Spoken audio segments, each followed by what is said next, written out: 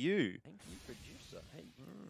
All right, Oi, if he gets the timing here, might just find himself a freebie. Maybe that overtime pay will not be finding its way into your bank account, Mac, because it's a 4-on-3 now. And Beyond have not been good at coming back from numbers deficits. Look, if we can might just find himself a freebie. Maybe. Going into a new day.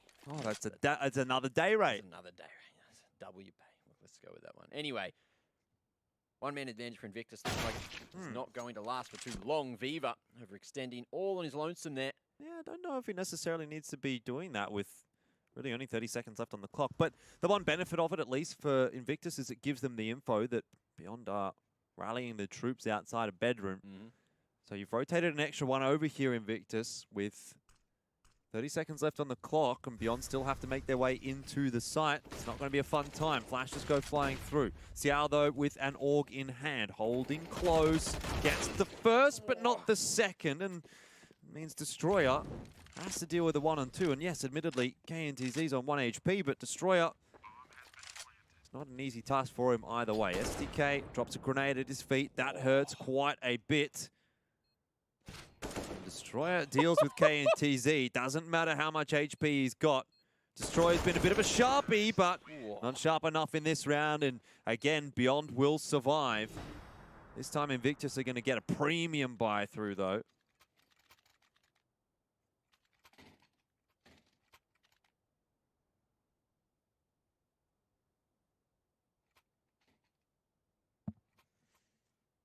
What's a premium buy entail, Jordan? Pretty much everything.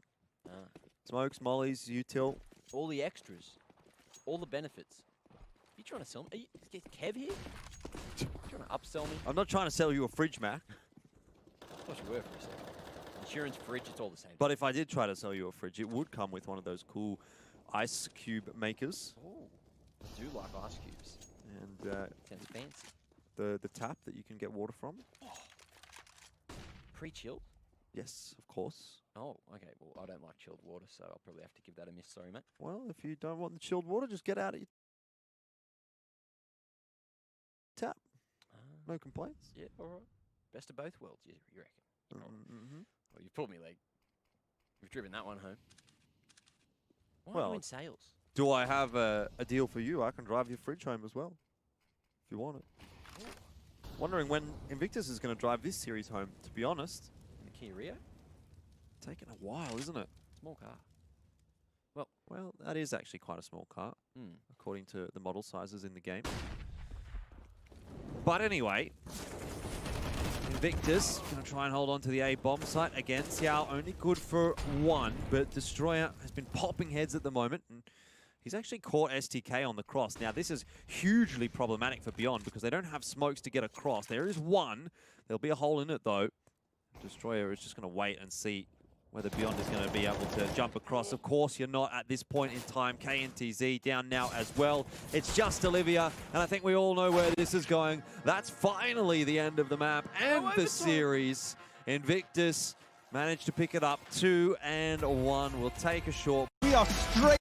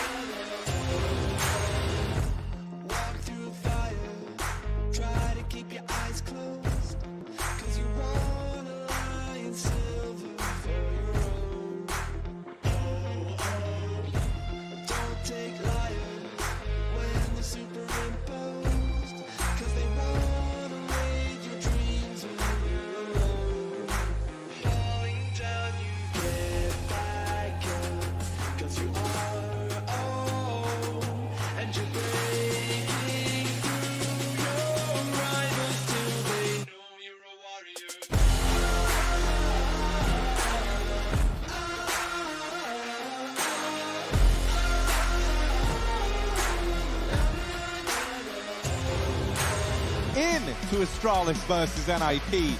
The Swedes on one side, the Danes on the other. This isn't geography I'm talking about. This is the matchup that we have on hand. It's NIP taking on Astralis, and the first map of Train is about to begin. This is where NIP could really set a precedent. The T-side start on their map pick, a map that they eliminated Na'Vi out of this tournament on, and one that Astralis already looked shaky on that first day against Fnatic, taking an OT win after a dominant performance on Nuke. So we know they're not infallible, and we know that NIP are pleased about the way that this map pool went.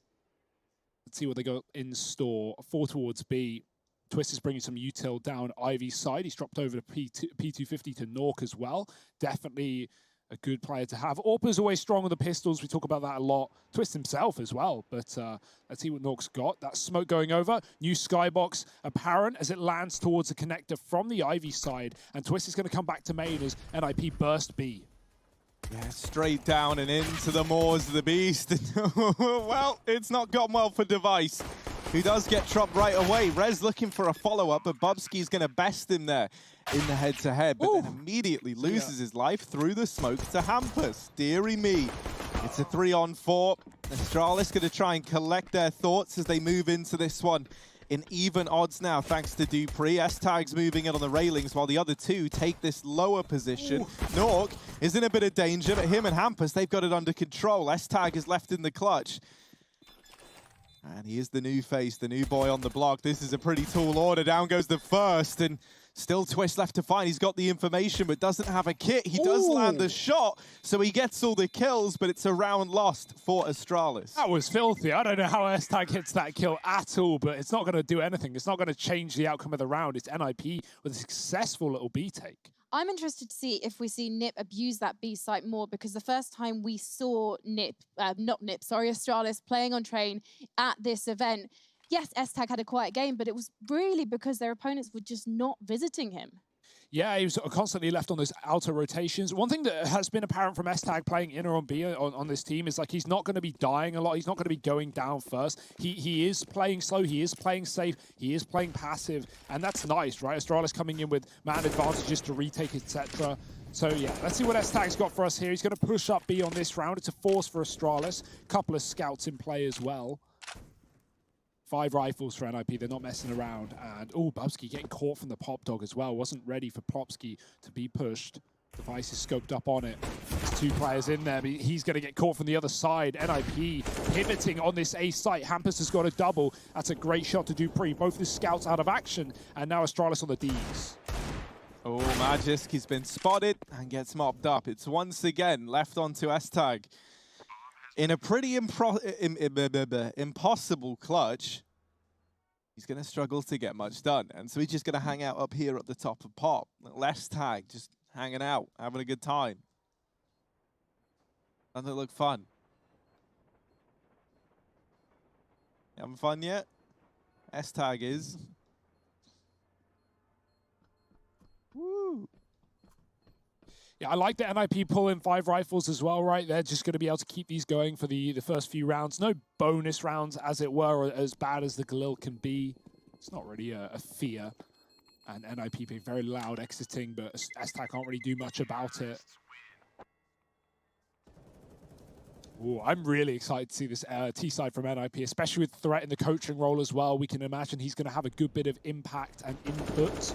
Being able to call on the fly, help Hampus when need be.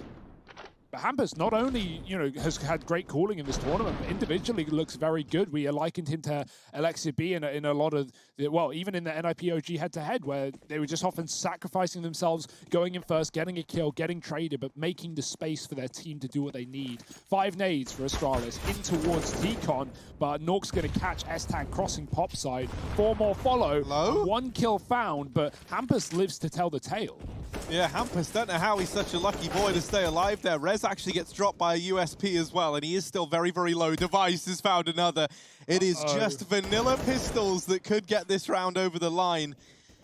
Device alone and is calling for rotation. Dupree gets his running shoes on and starts to move in through this B site. Device is going to reposition in the meantime. And these two, a history that goes back a very long way. They're going to try and play in tandem here. Device has completely given up the site and repositions over here into Ivy. Hampus, he's seen the barrel there. Device moving back, and Hampus actually still going aggressive. Bomb now planted. Device might get caught, and there it is. The kill for Hampus as he tries to bail NIP out of the danger zone. It is just Dupree left, and he's coming in on this very lengthy flank. He sees Twist, but Twist sees him as well. His spidey senses start tingling. NIP, a third on the board. They get that pistol, they get the 2 conversion rounds, but now this investment is looking to come through for Astralis. That was a little bit terrifying for a brief moment, but NIP got it over the line with no hitch, but that's definitely not true. Their money is going to be susceptible now to Orgs in play. Scoped weapons that aren't snipers. I'm interested. Show me what you got. We do see, or we have seen, like Karrigan, for example, a player who always uses the AUG on this map towards the back of Ivy's side, playing very deep in the CT side where Device is right now. But he's got the AWP in play, watching Ivy. Dupree's crossed towards the sandwich.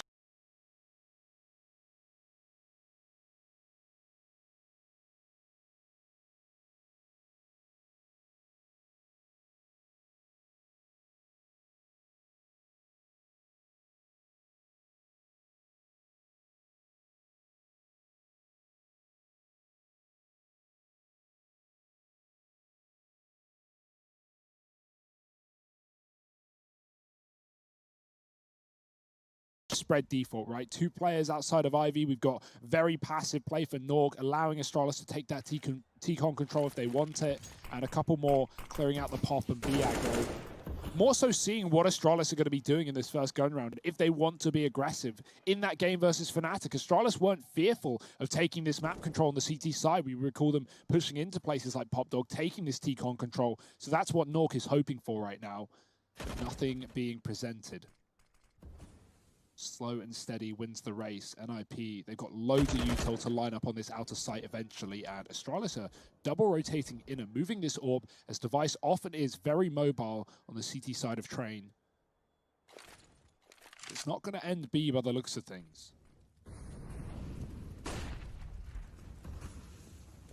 Well, all this utility is lobbed into the A-bomb site, and that leaves NIP with no smoke grenades for when this push looks to come through.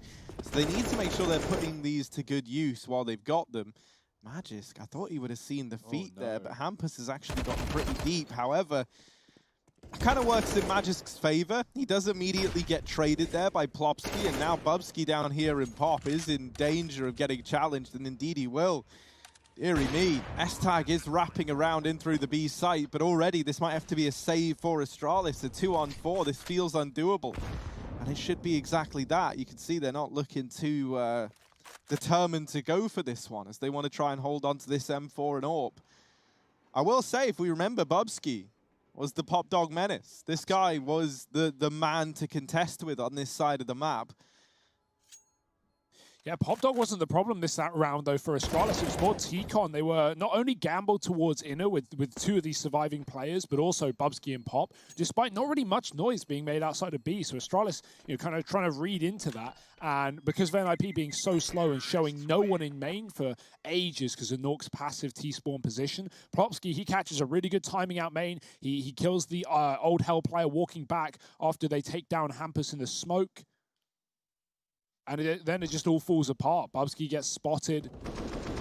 And yeah, that was a kill from Plopsky. Nork coming in late to clean up the rotate. And already with only 3 players on outer, they fall like flies. Astralis, at least saving 2. They've got a chance to make things interesting moving forward.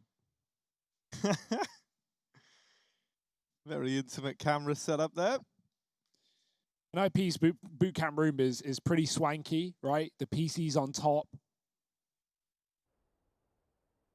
Close space. Everyone can, fist bump. Even the players behind them, maybe. Got to reach a bit. Right now, NIP, no reaching needed. 4-0. This is a really strong start. Astralis will have the money to contest, but it's going to cost them with util, at least on Magisk. And only 1 kit. It's really not a big problem, though. This is a decent buy, considering they only got away with 2 guns. And NIP looking to continue, looking to build.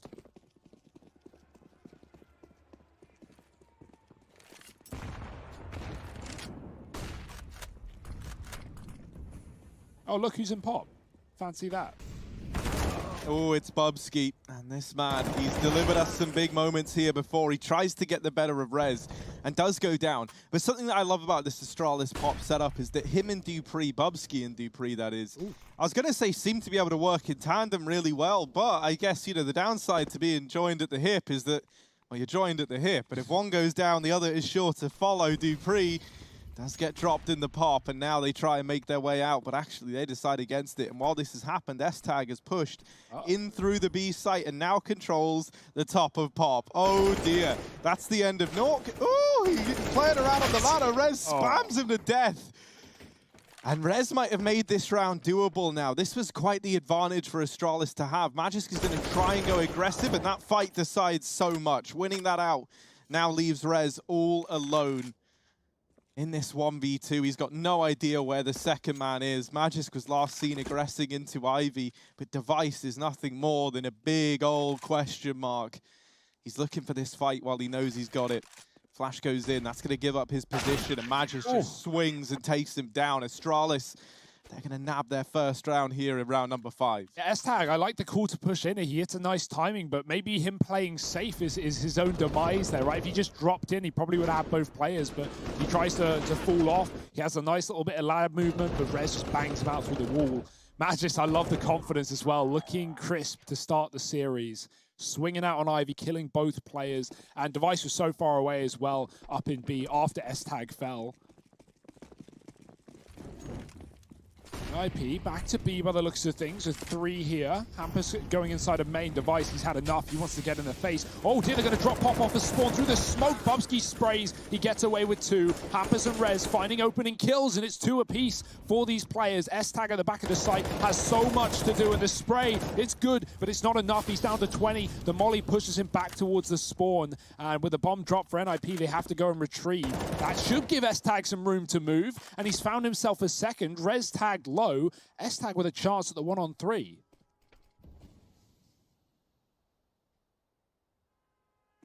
S-Tag's looking for this last man. Rez has done a good job of dodging him so far. Gonna get that bomb planted with the smoke down over towards Ivy. S-Tag's route back in is concealed right now. Rez moving into the right side, and S-Tag running forward on the reload. It's such a shame. He gets it close, but no cigar. 5 on the board for NIP. The AWP saved. Rez going to drop that back into the hands of Nork. And that fast pace, that change of pace from NIP just making all the difference, right? Device was posted up close to main, looking for that one man who's just been floating around there, holding it earlier on. He's able to mop up the, they're able to mop up the kill onto Device, and then they just explode into the site from there. And the danger of, like, you know, Bubsky's position, even though it's a good spot, Pop is smoked, and so, you know, the players that are swinging out of Pop, Bubsky only sees them as they come around the smoke, and therefore players like Device are up for grabs. So is Rez to S-Tag. He pushes B, he gets a kill, but he can't save the gun. Stay alive with a man advantage instead. Still hanging around behind the smoke. No utility for this inner site, though, so he might need to rotate. It's him and Bubsky on B patrol. And NIP, they are tempted by this early deeg. They're going to walk right on in. Bubsky spamming. S-Tag baits the peak. Bubsky's still waiting upper as well, but no one's coming into this position. This deagle can be deadly up close. Oh, dear, the spam is good. He's found 2 more. S-Tag, the AWP is gone as well. And he is just absolutely ruined NIP on a low economy round. Perfection. Twist is even getting flanked. There's no escaping Astralis. Twist doesn't know where to look. They are all around him. He's getting encircled by Danes. It's terrifying. And as he creeps forward, this should be the end of Twist. There's S-Tag with the ace. AWP to round it out. 4 with the deeg, 1 with the sniper.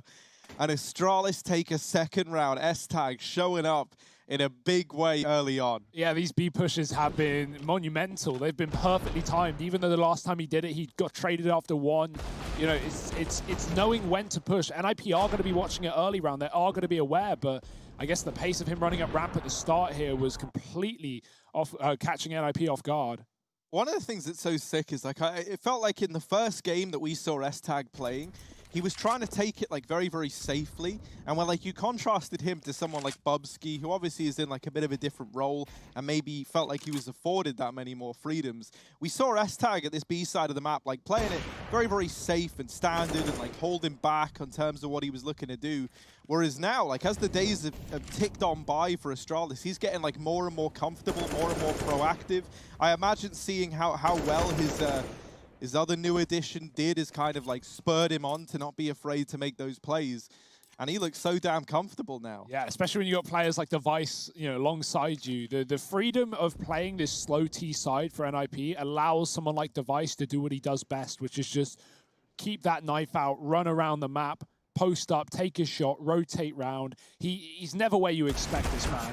And this round he gets an inner pick. S-Tag's able to push upper, and Device, he's already on that A site seconds later with another. 3-5. Despite the strong start for NIP, Astralis have started to claw things back. One of the sick things about this is S-Tag keeps showing this presence in the B halls. Like, this is something he's going to keep doing. I imagine what's going to happen next time we have, like, a full buy come through for NIP is either they're going to post up one of the rifles or maybe someone like Nork with an AWP to hold down that tunnel, the upper push, rather. And that's something that, you know, once you're Astralis and you've kind of started to give this illusion that you're always going to be taking this control, that's something you can play around with, knowing that NIP are eventually going to have to sacrifice some of these players to go and hold this side of the map. That's the collateral for Device. Now he drops down and he calls for a rotation, so he's got support already inside of the bomb site with him. S-Tag, is he looking to farm up even more? Because he might have quite the opportunity to here. No flash, no nothing. Device is taking down the man on upper, and now it's just clean up crew, S-Tag on the scene to mop up some of these eco frags. Device, all right, not going to nail that one, but maybe will the second time. Maybe third time's the charm. That's what they say, and there it is. Device, he's going to grab it. Yeah, nothing too fancy there. When you see those pistols coming into B early, you already know where this one's ending up. Astralis, they almost rotated 3 inner as well. Everyone wants the eco frags, but not today. It's the inner duo that gets it done. Now the guns are out for NIP, but they don't have the AWP, Harry. You talked about Nort posting up for this position the Device is taking, and, well, it's not going to be here and now. We'll have to wait a while. And yeah, already the early conditioning sets in, the aggro B push that you talk about. So let's see if that affects NIP, or if they want to go a little bit faster. It's not going to be easy with double mollies in main and nades to follow. Astralis, an absolute battalion of bullets as well following through the smoke. No one is safe, no one is free. Hampus, he's found a gap, he's found a timing, but he's spamming back, and that will give away his position. Astralis know that NIP already have players out into the site. Smoking the connector, but 5 players here. Astralis are so prepared. Oh, yeah, this is rough. You're walking into an extreme situation here if you're NIP. Hampus, though, they call him the tenderizer, and he's going to soften up this hold in quite a big way. He's opened up with 2. Device and Magisk. Oh, there's the lineup for Magisk. And now it all falls onto Hampus. He's got to be the man to see this through right to the very, very end. Bomb dropped out in the open. He's looking for Magisk, who goes on this very long wrap all the way back round to main. Hampus, what could he do here? He has no idea as to the whereabouts of Device, and as he hops around, Device has missed the timing. He just gets through the connector. How's he managed that? Hampus beginning quite the run into this B bomb site. He's going to get that bomb down. There was some speculation that when this man joined replacing Lekro, he might not be able to live up in terms of the firepower that Lekro provided, but this clutch might already be won by the fact that Astralis, they still think it's A, and now it's dawned on them a little too late. Hampus, his brain swirling, it's huge as he's got this bomb down. It's so much time already ticked off the clock. He's playing inside of the site. Astralis, they've got very little time to play with, so they've got to be fast. They tap the bomb, Magisk is dropped, and now just Device left to beat. Hampus with the 4K gets it all for NIP. Who on earth is Hampus? This guy is an absolute madman. He's a machine, and he's not just the brain and the cogs whirring behind NIP. He is the firepower as well, getting these A picks every single round, it feels like. He's the one going out first, and he's somehow constantly getting 2K picks on the site. Magisk lines up a sick double, but it is not enough to save Astralis, and that you know, awful timing for Device. He hits every bad one as he plays towards Old Bomb, and it doesn't even see Hampus go in it. So Magisk makes that big old flank and comes down the Pop Dog and takes so long to realize it's actually not that A site. Oh my, that is going to save NIP a 6th round. Certainly not going to break Astralis' money anytime soon, but can keep theirs afloat, intact. Device on the AWP inner, and he's going to miss a shot shooting between 2 Ts. Molly can follow. NIP can't commit, but Twist has actually caught Bubsky going up the ladder. He knows his tendencies. He knows what Bubsky likes to do, and that's going to finally be the punishment for Astralis. NIP, they're going to spread out. They're going to start to check the backline. Hampus has dropped into pop. Dupree coming in with no flash, no need. He takes the kill. And so things are normalized. Things are restored here for Astralis. Back to a 4-on-4. And NIP spreading out to now watch this map control for Astralis no longer really matters because these CTs are not going to be getting all too aggressive towards main with that pick. S-Tag, hello. What are you doing, bub? Where are you going? A long route round through the T spawn behind enemy lines. Twist and Nork. Oh no, this is the bomb as well. This is everything. S-Tag's looked away. He's not realized. Finally checking it. Nork has no idea, and it's all going to come crumbling down. This isn't ideal for S-Tag though. Rez is wrapping around, and the timing just couldn't be worse for S-Tag. Twist, they never even saw him back here in main. But Magis certainly will. Nails that shot, and now the remaining 2 for NIP. They're going to try and run the gauntlet, but you got to run past Magisk, and that's a pretty tall order. It all falls onto Plopsky with so little HP. These AWPs up against him. Maybe gives him a fighting chance, and he just about gets into Pop Dog. Is he going to try and repeat the success of a man named Hampus? No, there's no time. Yeah. That's why, Hugo. Yeah, So into the round, mate. I'm not even looking at the clock. Dear, oh dear. 5 for Astralis, though. Double AWP saved.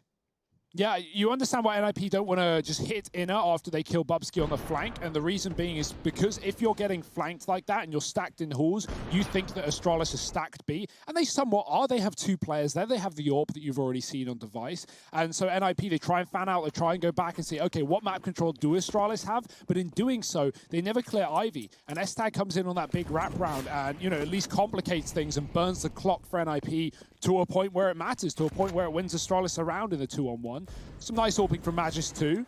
There's just so many people who can use this weapon on Astralis. Dupree, think of his tenure on the AWP when Device took a break.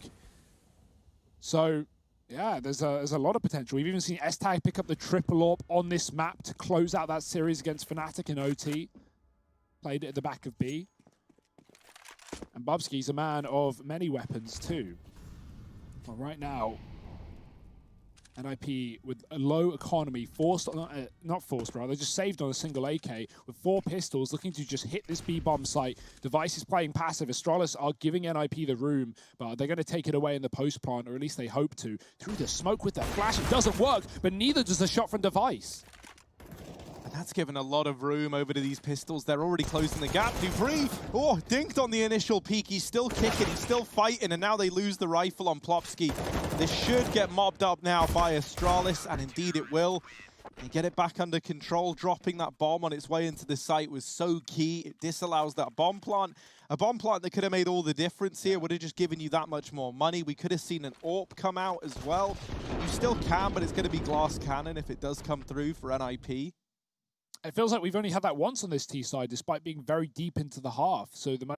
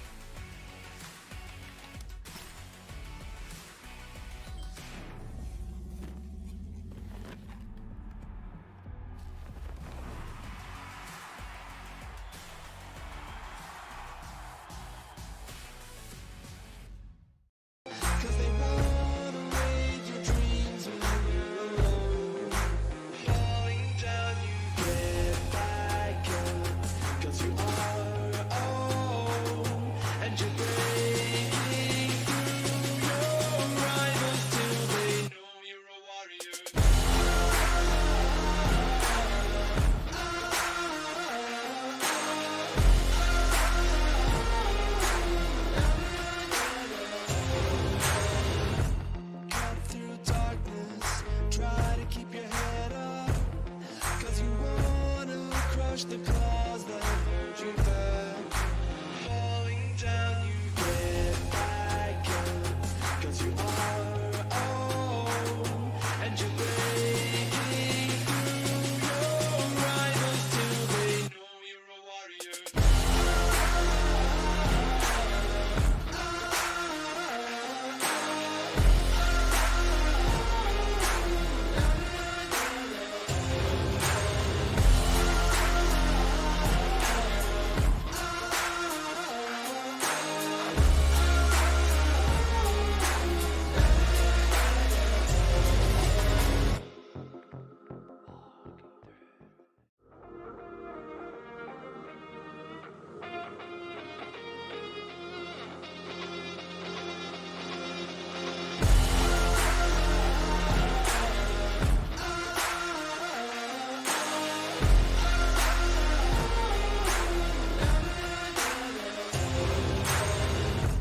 Walk through fire, try to keep your eyes closed. 'Cause you wanna lie in silver for your own. Don't take liars when they're superimposed. 'Cause they wanna raid your dreams when you're alone. Falling down, you get back up. 'Cause you are own, and you're breaking through your rivals till they know you're a warrior.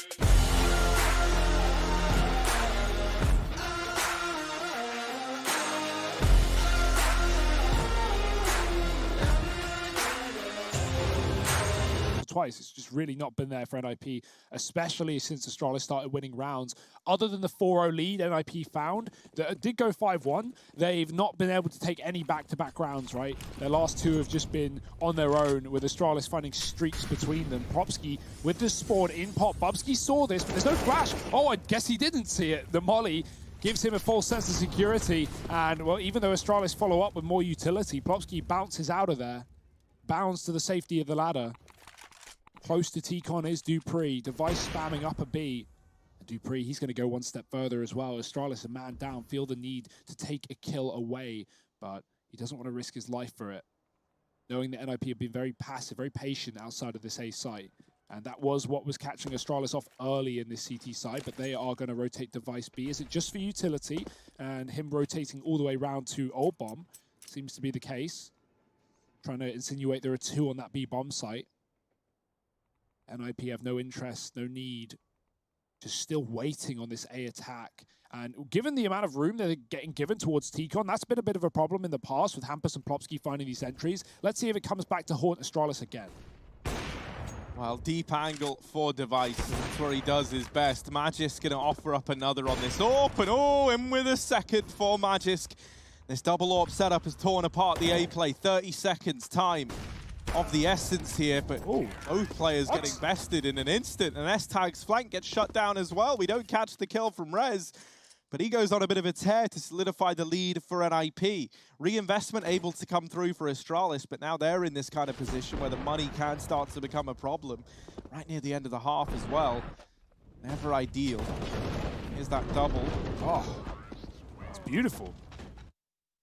Even in the fire and flames, he's able to put up the kills needed. That was an Astralis round, it felt like. That felt like it was already done. The double AWP, both finding effect. NIP getting caught. Hampus and Plopsky gone, but Rez just bails them out. And Nork with his own AWP is able to find one onto the aggressing CT Ivy player. Hampus tagged through the wall. Not the start you want. Rez, same story. Through the smoke for him, though. S-Tag shooting up from the ramp takes him down early. NIP, they've always been on the cusp, on the edge of having like good money. Despite them winning these rounds, it's not like it's looking good in terms of economy. You know, Galil's lack of util, Mac 10 on Hampus, that's all he could buy. And so, yeah, this T economy, not as pretty either. Astralis are fine by it. They can continue to buy the double AWPs. Twist using that new skybox and putting down the Ivy smoke. Typically see that thrown from above pop, but he's got lots in store. Device as well. He's been missing these opening shots. He has been following up later in the round, but that's giving NIP a lot of room. Device steals it away, and the bomb goes flying down as well. Nork, he needs to pick up a star performance on this AWP. He's getting pushed from the sidelines. His teammates gone. Everyone coming through Con as well, and CT Spawn, Nork, a lot to do. Not a lot of time to do it. That's a good shot, but they know where he is. Yeah, and that bomb's dropped out in the open. The prying eyes of Device are a little too much. 7 on the board for Astralis. They keep it neck and neck. They're not going to give NIP that room to grow this T side out of control. And Hugo, man, you mentioned how the money's been a problem. Well, that continues here for NIP. All these rounds that they have been picking up have come down to like 1 or 2 players surviving. Yeah. So even when they've been getting that little cash injection, it hasn't actually been outdoing the amount of players they lose in the round. So yeah, they've never had a chance to build up the money, and that has not been the... Unplanted, though, and a chance for NIP, in spite of being a man down. They're going to try and go aggressive here on Plopsky while the rest of the gang play the bomb. Even as he gets away with one, Dupree trades it immediately. Rez is still inside of the site, armed with that Mac-10, and he's got Twist at ramp, who can out. Gonna have to reposition, but the smokes have completely cut Twist out. For all intents and purposes, Rez is entirely alone right now. Twist has had to go through the smoke. Oh boy. There's a double. Twist ducking down. Try it. Oh, he nails it. Twist. What a way to get an 8th round for NIP. The Deagle proves too strong. And NIP, they narrowly close out that first half with a 1-round advantage. Trade. It's going to be hot. It's going to be spicy because it already is. Stick around. We'll be back in just a moment.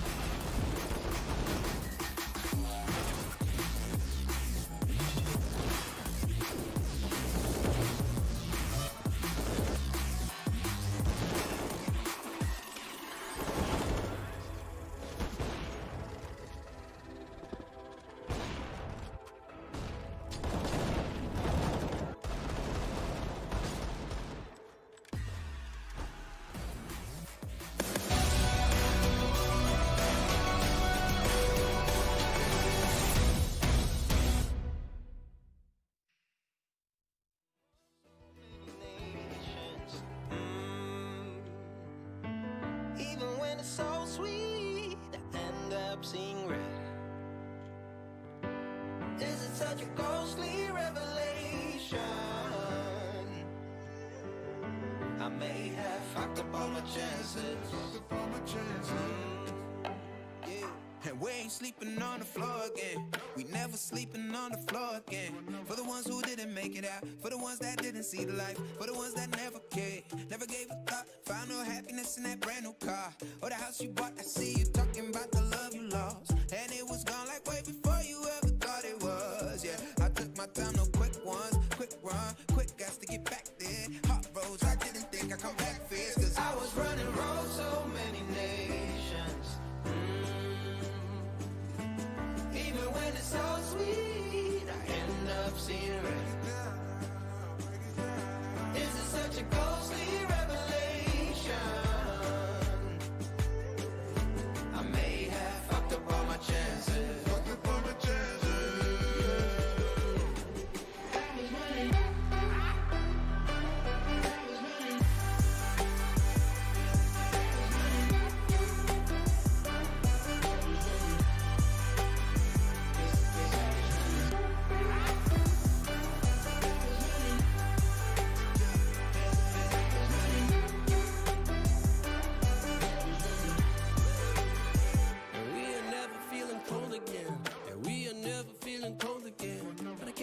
It's easy, it's hard to preach, cause I've been burning trees and watching fall. If we cannot breathe out, we go forward. Sure, I was searching for cure, fishing a little wildlife, and when I'm low on fuel, I'll still be running till my back broke. Halfway, lost hope and I'll check it. Hard roads, I didn't think I'd come back fast, cause I was running roads so many nations. Even when it's so sweet, I ended up seeing red.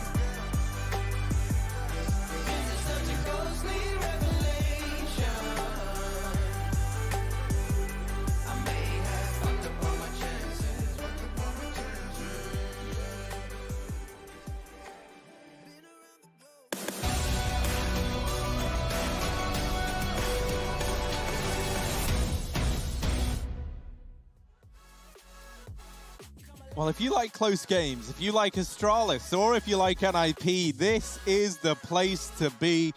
We got supporters all over the world, including man with the red nose there, Clown Man. Yeah, I did see that. But no clowning around in the server today, Harry. NIP, they are in control. They are getting eight rounds on the T side. Twist with a phenomenal Deeg 1v3. He was a worry in our opening game of the tournament, right, for NIP. He looked like a bit of a liability in his first series, with the AWP swiftly taken away from him and never to return, perhaps. But he has been getting better and better. And right there is the proof in the pudding. It's delicious. It's exactly what we want. And now Astralis, they got to fight back. I actually have a phobia of clowns, and that's why I'm glad that Trace is in lockdown right now. We've got 8-7 on the scoreboard. It's NIP narrowly in the lead. Twist going to be donning the kit and smoke in this round, and the rest of the gang purchasing up armor. Now for the side of Astralis, it is all the utility on S-Tag. They drop that early smoke over here towards Ivy. That's going to fall on in, and that, for the time being, is going to isolate this fight onto Twist, who, even though he drops that smoke, something tells me that's not going to be enough to stop Astralis from coming on through. Twist has got to hold the line. Oh dear, they're closing the gap. Twist, you can hear the footsteps pitter-patter, getting closer and closer. No. And Magis bests him in the head-to-head. Now they flood through the Ivy smoke that they put down, and they wrap into this site. Magiskin with another. As this site crumbles under the weight of Astralis, Hampus from in the pop dog trying to reclaim lost ground, but his teammate in Nork gets dinked. Oh, Rez bested as well. It's all on Nork. 1 HP in a dream, and it's not going to happen. Dupree, Magiskin, Device, the three old boys of Astralis, they put up all the kills needed. Oh, that was fun. That was really fun for Astralis. The train on train, right? Just running through the smoke, everyone diving onto the bomb site. And I love that they don't even commit with a plant in that 4-on-3. They just wait on bomb train, and the second they see a player, they just like triple swing him. So that guy coming in from back CT, obliterated, and Dupree locks down Pop. Before he got that final kill, Astralis were running through connected to B in the 3-on-1. So they really didn't want to give NIP any chance. I love the proactive call. I love the fast decision making. And let's see if this continues on the T side. We've got to force up for NIP in the second.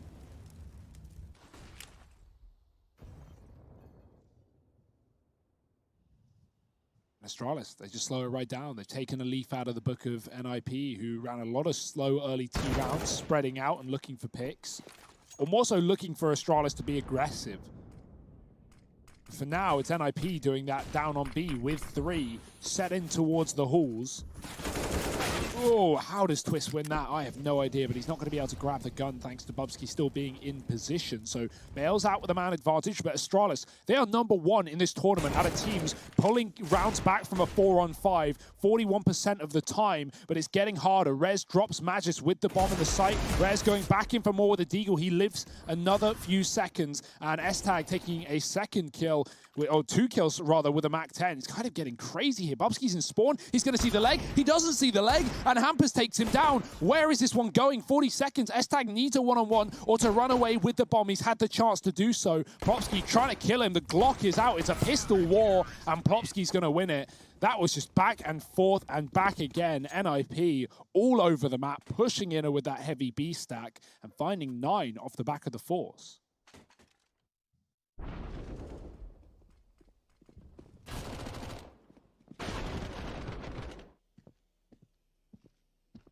It really looked like Bubsky saw Hampus's leg there, like stuck out, but there's been a couple of moments like that for him.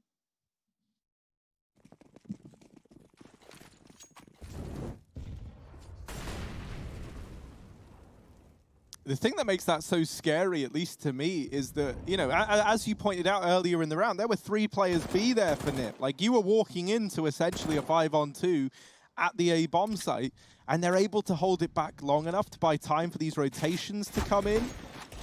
They even catch on the pop flank. They're able to find those players right at the end of the round as well. Like, that's scary. The fact that NIP, those 2 players in the site, just hold it down long enough, put up enough numbers, like Rez with a double, Twist holding Ivy. And that was the easier of the 2 routes. I don't know. I don't know what would have happened if you tried hitting B there. That's a terrifying thought for Astralis. Plopsky going to hold on to main, but he's not able to stand the test of time. That's where Twist comes in. Ooh. All right. Come on. Ah, you thought a second one was on the plate, but it's not. The nade going to delete Magisk as well. Now, while this has all been happening, we forgot about one man, and that man is Device. Look at that little smirk on his face. He's smirking in game right now. He's all the way in through CT spawn, and NIP have no idea. The danger is that while he's pushing, Nip are pushing as well. Bubsky, though, is ready and waiting for it. And so now, with that kill coming in, that could be huge. Rez is looking like he wants to go up pop to come in on this flank. And while this has happened, Device has pushed into Connector to try and hold for these rotations. But unfortunately for him, in the gamble he's taken, he had essentially two spots he could choose, right? Stay in CT or push the Connector. And he actually dodges Hampus entirely. Bubsky not able to win that fight out, and that's going to leave Device in this clutch. He has no idea where these players are, but that nade going in has given up the position of one of these two, and he knows that Rez is on upper. Device going back into the site. Tech 9, never ideal, and while he does get away with the kill, it's not enough. Techno. I never see that gun win round, sadly, but nice try from Device. He had a great position. Bubsky planted for him as well. He done appropriate damage to Rez, who finds 3. There's a real world where Device can win that fight if he can cleanly take down the first player and get out of dodge, but him having to spam gives a few seconds for Rez to isolate him and win that one-on-one duel, get the trade, a necessary trade. At a force buy for Astralis off the back of NIP winning their second, that does not work out. So now Astralis, they're actually in a very rough spot here, considering they won the pistol, but they've got nothing to show for it. This one has to be an eco. I mean, you could argue a buy is justified off the back of not only planting the bomb, but also NIP losing 4 players. Like, they are susceptible to getting reset here. But the danger is you're just digging yourself a hole if you don't win it. And hey, Astralis, they've taken a pause to work it out. I like the call. They've gone for it. It's very risky. But if there were any team to be able to bring my faith, bring my confidence, I mean, they don't need my confidence. They have their confidence. And let's see if it works out, because keep an eye on Nork. He's got the AWP in round number 4.5. It's not going to be easy. And there's not even an AK for Astralis, right? They're playing triple Galil. So, whew. What's the game plan here, boys?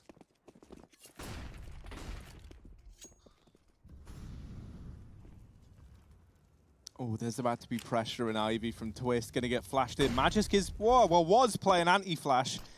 Luckily enough, Twist actually got caught by the flashbang as well, delays the peak for just a moment. And so Magisk's life is saved outside of Ivy. But this side of the map has now been taken by NIP. We might see an early rotation into this B site, but it is going to have to come soon unless they want this all to fall onto the shoulders of Hampus. Nork is available for a fast rotation. It just depends on how long Nork can stay alive, and he's done well to buy time for this AWP to move in, but nothing connects. Hampus, now he's in a very rough spot, and he gets away with 1. But is that going to be enough? Because Dupree is doubled up with the Deagle. On the back line, Twist gets spotted by Magisk, and so this might have to be a save for NIP. Astralis in this B play on the force buy, they're able to get the kills, they get themselves in, they deal with the AWP and Connector, and now they've got these free upgrades onto guns, they can grab the AWP. This is a very good round for Astralis to pick up in the fashion that they have. Yeah, Hampus needed multiple kills there, right? Especially with Nork missing his AWP shot in Con, and already Astralis knew there was a double Ivy setup, which is the furthest position from rotating inner because of that pop flash setup the Magist spots. Twist coming in. He's looking for some kills on the exit, but Astralis won't give him a thing. And they get out not just with their guns, but with the AWP from Nork as well. So that's a hugely profitable round. We talk about the risk of going for that back-to-back force buy. Well, there's the reward. Astralis, they're 1 behind, and they've got all the money to show for it. NIP, not quite the same situation. Great shots from Dupree as well.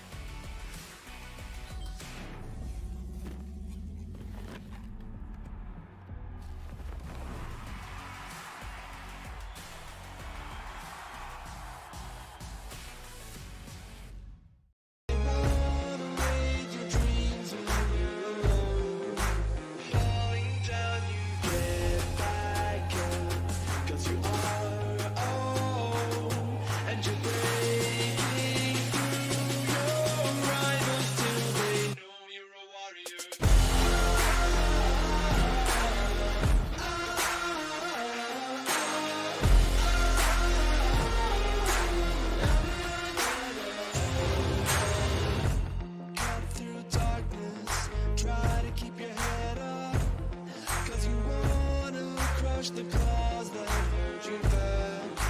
Falling down, you get back up. 'Cause you are own, and you're breaking through your rivals till they know you're a warrior.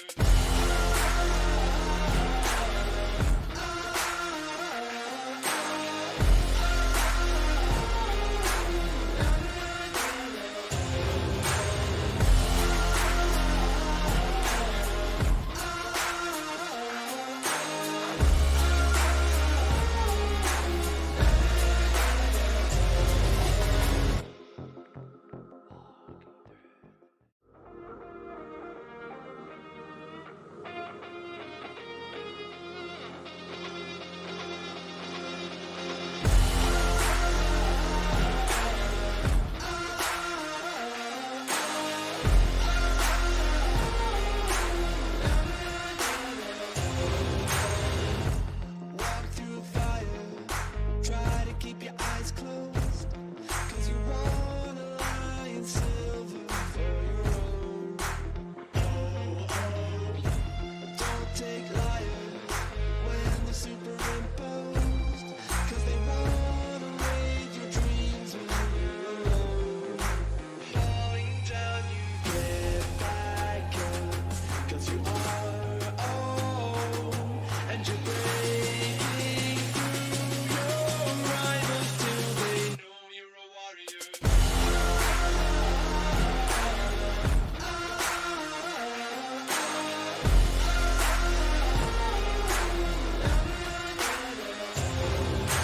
Pushed up, taking the attention of those connector rotates, getting one more with a Galil.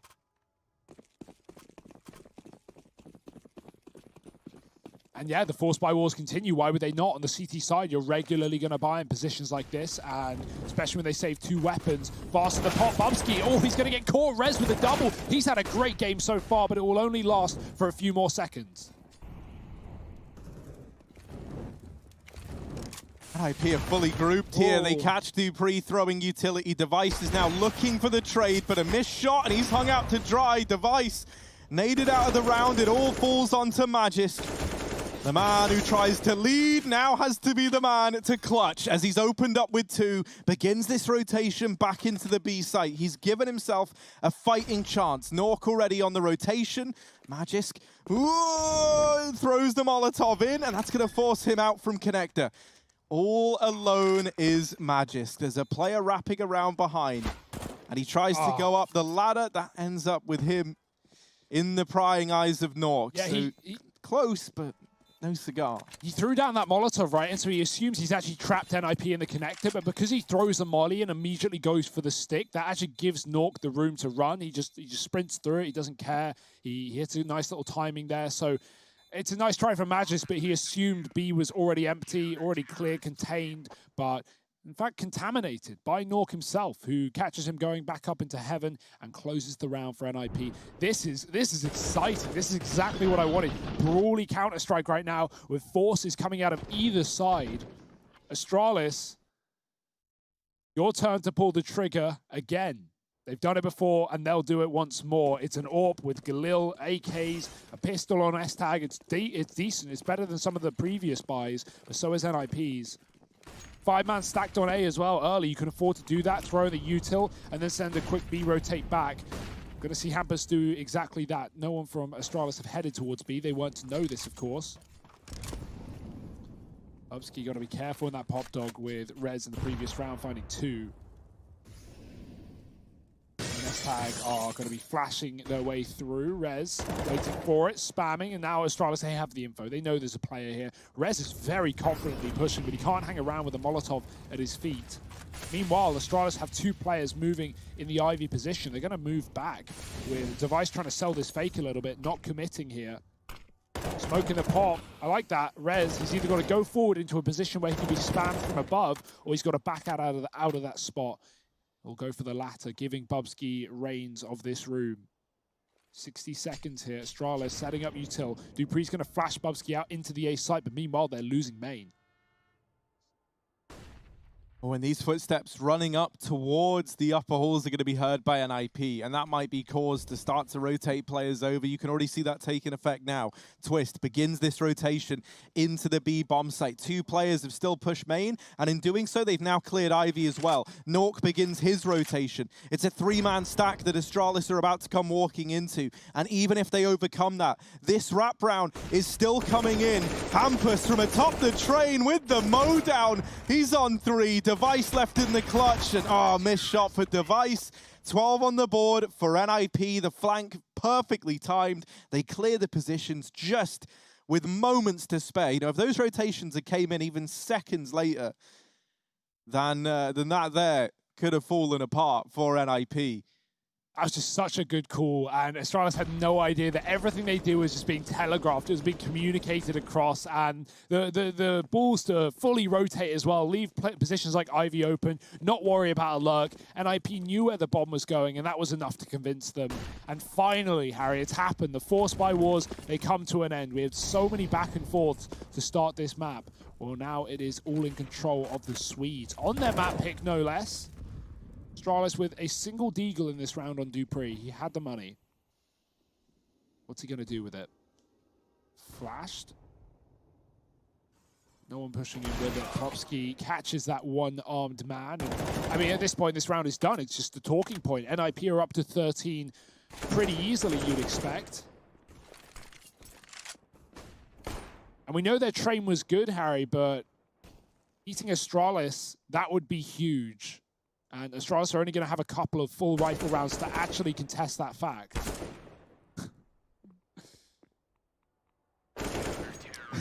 Clean as can be. Tries to grab the deagle, man, but it's just bait there as they're holding the close angle in main. This is a little scary for Astralis. Now, obviously, this is NIP's map pick. It's been a map that's been very, very kind to them thus far. And it's also one that Astralis have played a fair bit, right? And I do think that one of the biggest advantages that Astralis have in these playoffs is that as a result of, you know, getting through so damn quickly and cleanly, 2-0 in their series to get here, they do have this element of surprise. Like, no one really knows what maps this Astralis squad are now leaning towards. No one knows how they play outside of the maps that we've already seen them on. And that's why Inferno, the map after this, is so damn exciting, because we haven't seen them play it yet. Whereas Train, a map that NIP, they've got stuff to go off of, right? They've been countering these Bubsky pop plays time and time again to the point where it feels like, you know, while he had so much respect at this side of the map the last few times we've seen him play, that's just not the case for NIP. They're using it to their advantage, and S-Tag in danger of getting timinged here, but actually he's locked in the kill. And so another one goes in favor of Astralis. There's a chance at a 10th round. Rotations have come in for NIP. They've got 3 in this A site. No one at B. And now they lose Hampus down in connector. Piece by piece, they are falling apart. They're going to get bailed out by Twist and Nork with a killer piece. And now it's thrown back into a 2-on-2. This is where S-Tag's information that B is actually clear is huge, because it allows him to take this aggressive lie. S-Tag, fast and ferocious, into the B site. Has Nork cornered. He's up on top of the train, and that's not a game of chicken that you want to play with this AWP. Device is going back outside. It's the famous you go B, I plant A strategy being used by Magisk and the boys. S-Tag is doing a stellar job of just keeping the attention at this B site, but his time is surely limited, and there's the kill. It falls onto Device, 1v2. Now, this man hasn't had the strongest of starts today, but if there ever was a vintage Device round to come out, it's got to be this one. Bit of damage onto Twist, not the killing blow. Peek from the train, and Nork deletes him. NIP grab the defuse, and 14 on the board. That's just insulting as well. The one tap off the tech after Device couldn't clutch that round out earlier on the B site with it. And I like that angle from Device. He spots a pixel gap. You can barely see it, but he sees both players from NIP cross out into the site. So there's a bit of info there. There was a good chance, but he's so committed. And, you know, those clutches are really hard to win if you can't fall back and play a safe post plant. He needed those kills immediately, and they just weren't going to be given up for free. NIP, round after round, up to 14 now. That bomb plant is everything for Astralis. It's going to give them the money and the wits to buy. S-Tag may have traded Bubsky and the Pop Dog here and even followed up and stalled on B for so long. That was a great call for Astralis, but he didn't realize that both players were out con and hunted him down as he saw the AWP go CT side. I like the call for Astralis, but the rounds, they're just not there. They won the pistol. They won the 4th round of the half with a force buy. Since that point, it's been silent. It's been Swedish. And no AWP on what could be the final full buy for Astralis in this map as well. Full AKs and Galils. Nork's got his.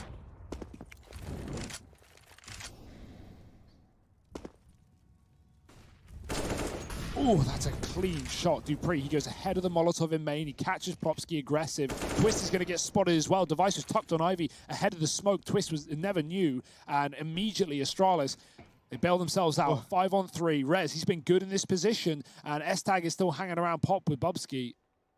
Not a fight they want to take just yet. Nork playing aggressive. Pop is a very scary position from this spot. Luckily, he's got Rez to cover, and actually Astralis have moved away. They're going to group up back in T-spawn. There's the flash. Dupree, it goes past him, but it doesn't matter. Rez still hits an immediate headshot, and he has looked so clean in this series so far. Device, he spots a leg. He knows Hampus is out on Ivy.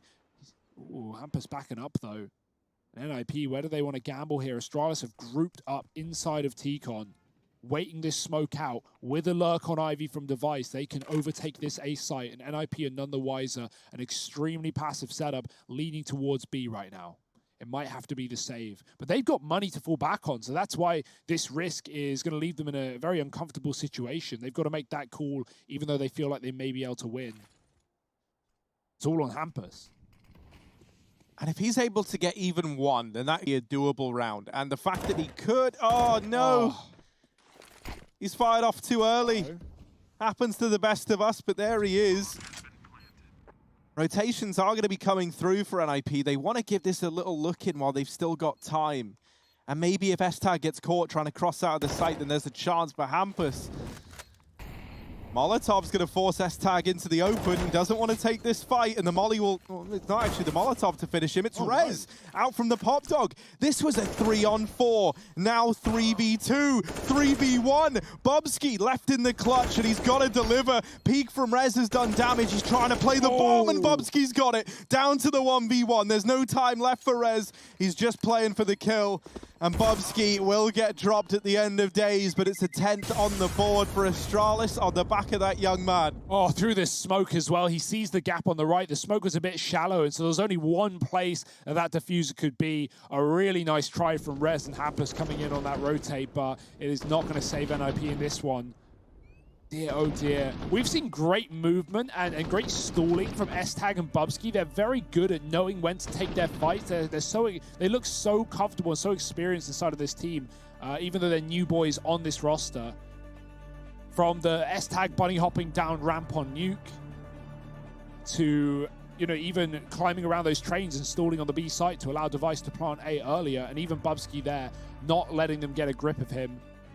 And let's not even talk about the Pop Dog. It may not have been apparent so far in this map, but there's still time. There's still rounds to be found for Astralis. Only 4 behind. NIP, this is their last buy before the bonus will have to save them out. Rez has a drop at least, and we do have the double AWP, Twist and Nork. Over Hampus as well. This has been back and forth, right? We've seen Hampus sometimes take that second AWP, especially on Inferno, our second map of the series. But for now, it's Twist taking it over him, so keep your eyes on that one. He's playing towards Ivy. We've got Norg storming the fortress up towards B, finding Bubsky. They're out quick into the site. Astralis is not waiting around, and they won't let him get any ground. Rez from the flank, dropping 2. That's the bomb late for Astralis, and it will be lost. Now stuck behind them. They're going to go forward, but in the back of their mind is that bomb, and Rez watching after it.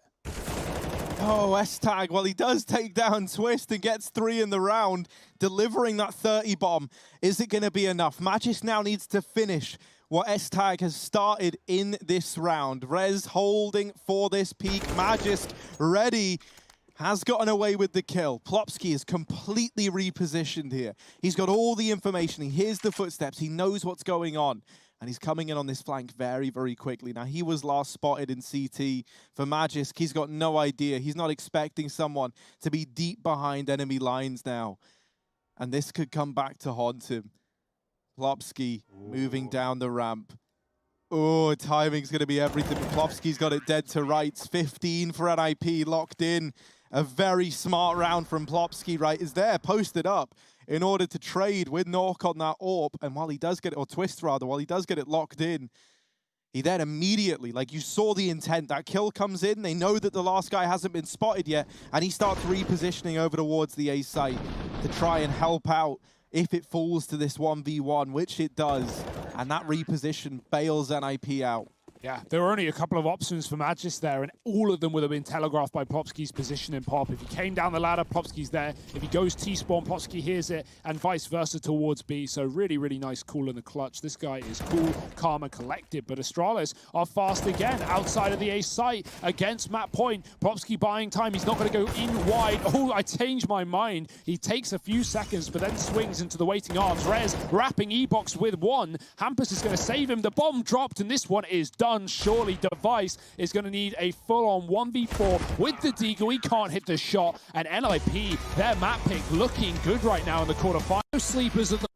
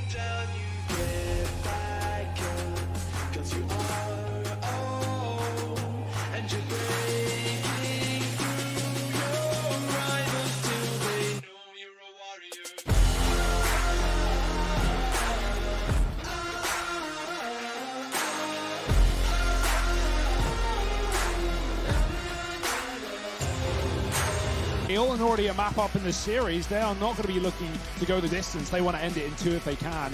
Astralis, though, what's the game plan? What's the go-to? It's their map pick in the series, and it's their T-side start. So this is going to be a lot of fun. Those odds are easing up. They're getting closer. They're getting scarier, perhaps, but let the results speak for themselves. 4-8 in this pistol round for NIP. Astralis, they've got a good bit of utility as well. We've got just Plopsky on that B site with the smoke. Astralis, they're creepy calling up ult mid as well. They go on silent boost. They put, well, Dupree made it a little bit louder than perhaps it needed to be. But they get into the apartments now. And Astralis, they've got a bit of a foothold here. Now you'll look at the minimap. You see how many blue circles are in this A site? There's quite a few of them. There's 4 to be exact. I did the counting for you. As now Astralis, they are walking into an even fight. But something tells me this isn't the A commitment. With Bubsky still waiting down the bottom of Banana and these CT smokes landing, they run the gauntlet into CT. Dupree is a living, breathing decoy, and he lives to tell the tale. Dupree gets out of danger. And now the B-Rap's coming in. Plopsky's going to hold the line. Astralis, this is grinded to a halt. They are stuck in CT, and NIP, they just closed the gap. They clothesline Magisk. And this is falling apart. It was a really nice idea, and it looked like it came together in the beginning with Dupree living somehow. But then just slowing down a little too much. This is sweaty as well. Oh, Astralis, you guys do that boost thing in pool? Yeah, that's cool. Here's ours. NIP, they're waiting and see. Bubsky, man, I hate to say it. There's no way you live this. There's no way you survive this peak. And there it is. Twist going to lock in the pistol. It's 1 on the board for NIP. Yeah, the reason that falls apart there for Astralis is the fact that they don't know where Plopsky is inside of B. They never had that Banana control, so Bubsky is very late to clearing out Banana. And as a result, Plopsky's given all the room to fight from CT side, dropping the first man into B from CT with an excellent shot. And then NIP, when they realize what's going on, when they know that it's a fake on A, they just storm through that Moto smoke as a 4-man unit running down through CT spawn. It's their territory, and they're going to take it away from Astralis. I love that idea, but Glocks, man, kind of rough, kind of hard to hit those fights against long-range USPs. And NIP, they are looking roaring and ready to go. Through the smoke, the flash is good, but Plopsky's better. Oh, he's churning them up. 2 for him, 2 for Hampus. The pistol's out. Forget the money. Oh, Bubsky wants a bit of a knife action, but it's just not going to happen. Hampus gets the reload off, and NIP find a 2-0 lead. You know what's scary, Harry?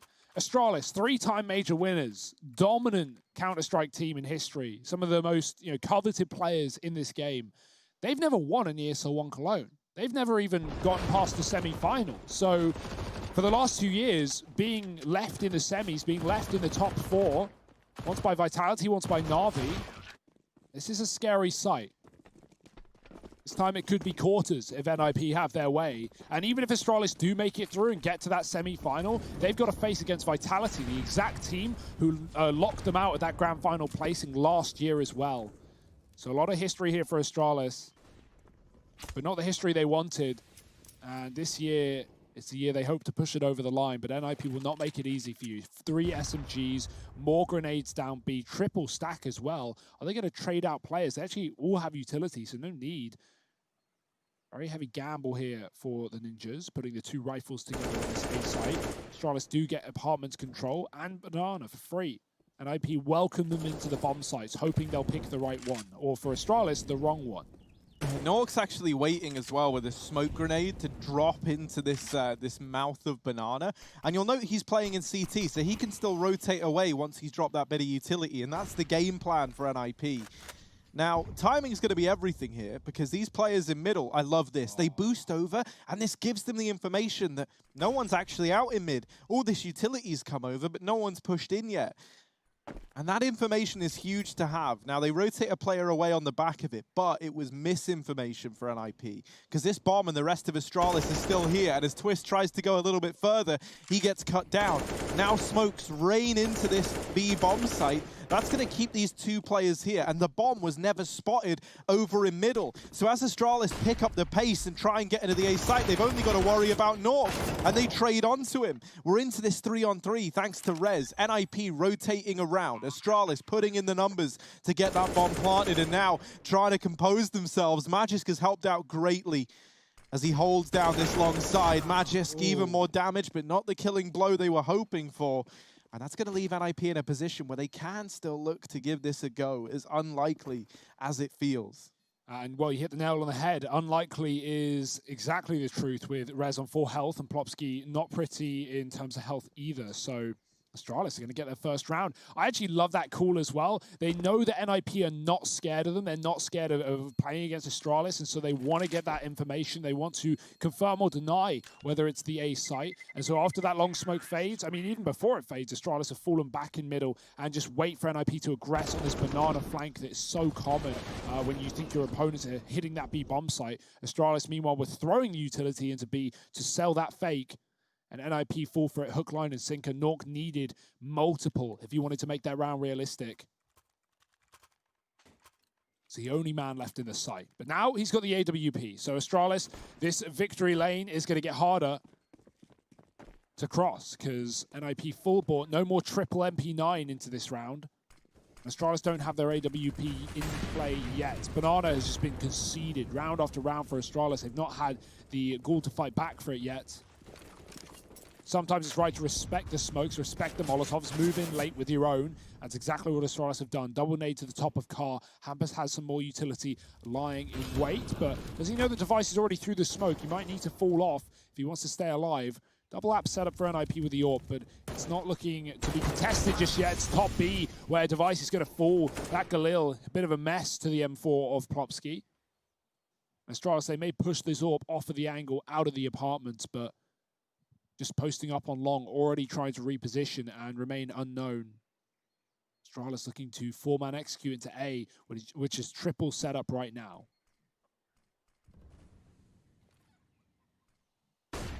Smoke down long side, and that's going to give them a bit more room to maneuver in the top of middle.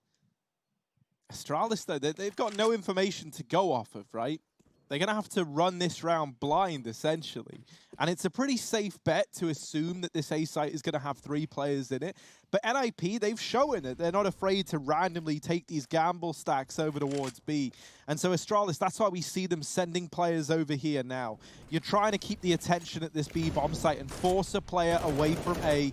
And it's worked. Here comes Nork on this rotation with the AWP. Now they run back. This is where the push has to come in. Temporarily, while they have forced Nork out of the site, it's still a 2-on-2. That's still good odds for NIP. And Nork, he gets back just in time to nail 2 shots. Magis, there's no time for him. It's a 3rd on the board for NIP. Astralis, they try and go for the misdirection. They try and force those rotates away. But committing 2 out of that site push just takes so much firepower out of the A play when it comes in. NIP, they hear the footsteps as well. And them being a man up means they don't need to gamble the rotation of Nork and have him play that B bomb site. He comes back very, very quickly and is still able to have a lot of impact in that round. Yeah, Twist drops the killer smoke as well on the car. Astralis didn't have the time to wait it out. They just had to go right through into the crossfire from pit and the site. Oh, again, the utility absolutely shredding Astralis in the early round.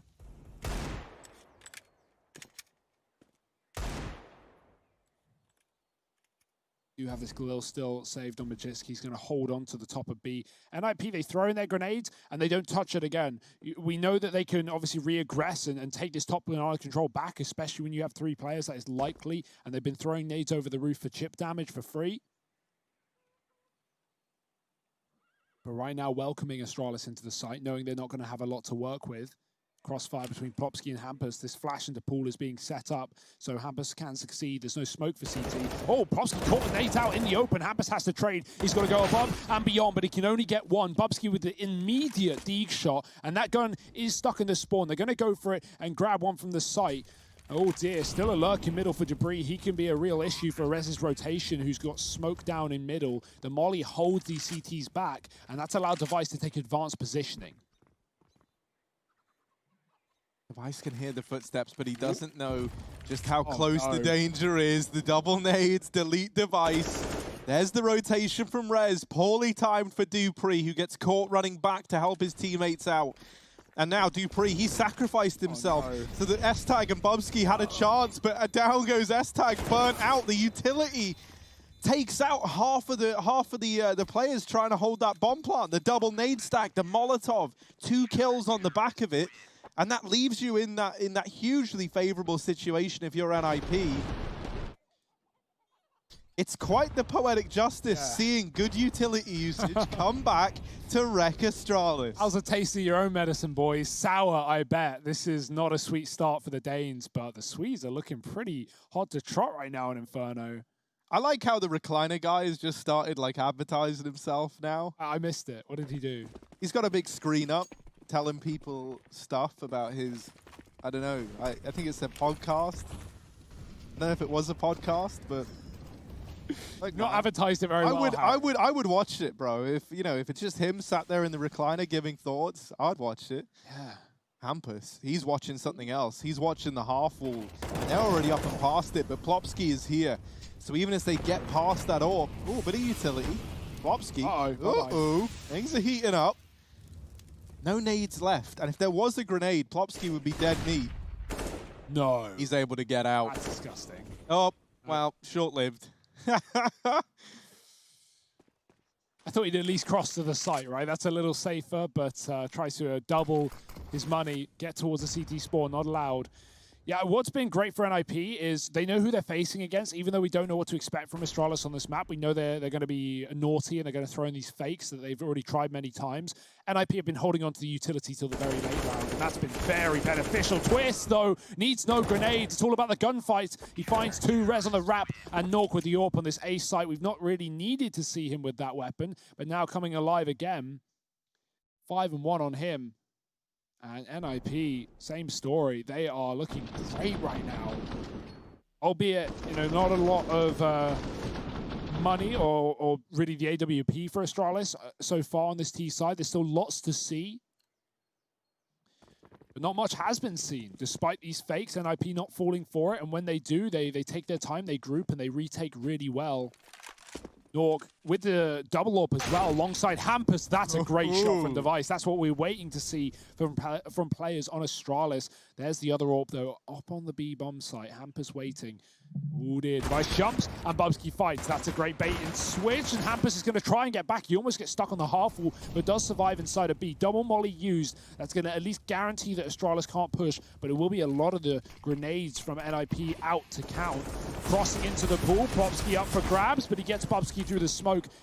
Right back after that previous round, the revenge kill. Rez is even spotting middle. He knows they're on pistols, and maybe that should be a bit of confidence, but it's quite the difference maker for Astralis. Double D kills into mid in this round. They've got a good timing, but so is Twist in the backline, spraying for so much damage, but only 1 kill. That gives Astralis the room to plant, and this flank is being hurt. Oh, Device not quite able to get it. It's Plopsky and it's Hampus, a.k.a. Yonwick, with those dual Berettas, but he's not able to get in. Hampus dropped immediately, and that there is the save for NIP. Astralis, they get it done just with the Deegs. A nice opening kill from Device. The moment that comes in, that is a tremendous amount of pressure on NIP, right? You lose 1 to a Deagle force buy, and that's where immediately everyone's thinking, my God, we cannot let them beat us with just pistols. We can't let it happen, guys. We have to really play safe now. And it's getting in your head like that that sometimes leads to those rounds spiraling out of control. It doesn't push Rez back, though. He's still fighting mid with the AK. Like, he looked really good. He was a top performer in that previous map who's shutting down Bubsky and Pop. And so, I believed in Rez fighting there, but he just gets blown out by Dupree as well. And at that point, we've got 2B for NIP, thanks to that early banana control. And Twist, he only gets 1. If he finds any more there, then maybe NIP consider retaking that round, but not now, not today. Astralis building slow and steady into this one.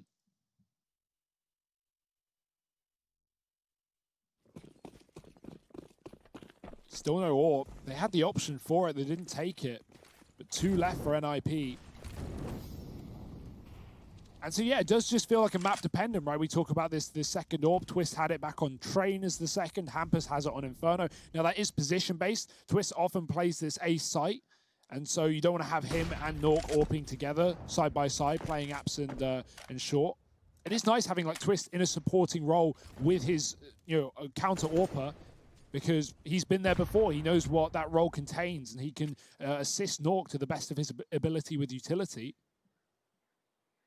Astralis have top banana. Rez has a quick rotation available with him already being safe in the spawn. NIP give away middle. They've been doing that frequently.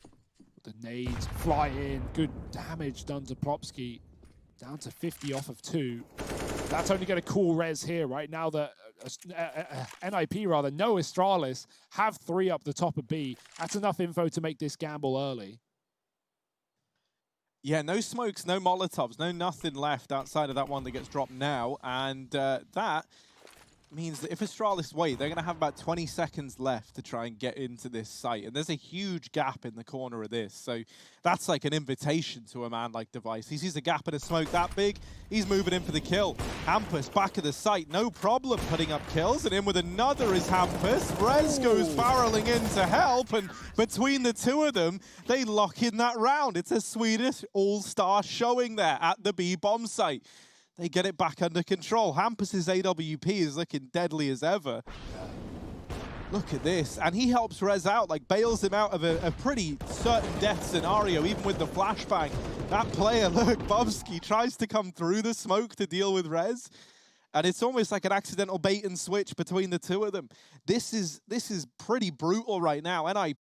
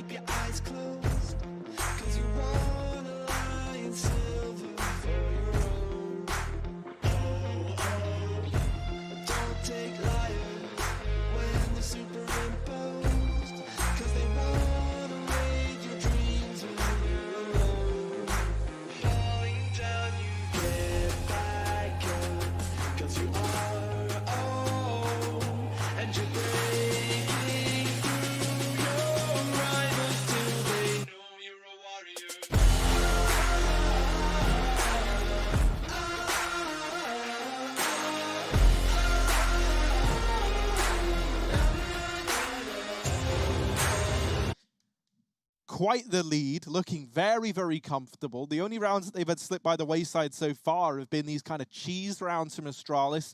One of them, of course, being that D ground with Device getting the opening kill down through mid. Well, that, you know, has just meant now NIP aren't giving up that early fight down through middle. You know, they're not putting themselves in a position to get dealt with early on. And so they're just playing it safe back in the bomb sites. Their knowledge of when they should be rotating and when they should just hold their cards, right, has been stellar so far. There's really not been faltering. They've always been in the right place at the right time. And Astralis, these mind games that they're trying to play, they're the only ones playing right now. Yeah, that's a great point. NIP, they're not subscribing to these fakes. They're always keeping 2 per and just having this float player of Rez as well. Hampus, down banana, triple mollies again. One of them being from Astralis up top B, but nothing C.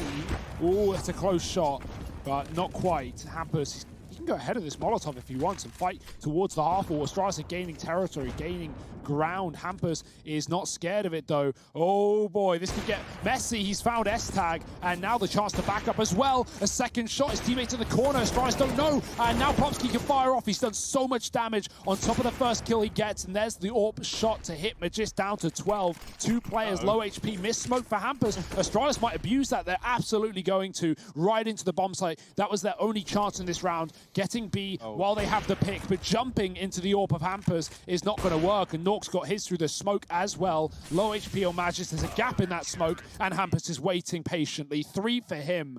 Nork not needed on this A site right now, as Hampus is stealing the limelight.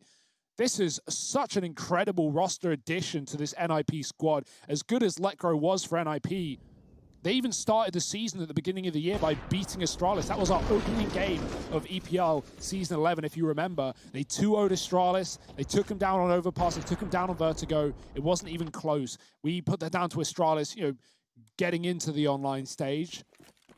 But now they might be getting out from it if NIP have their way, looking to eliminate them in the quarterfinals in a 2-0. We are early days, though. Astralis, this one's not done yet.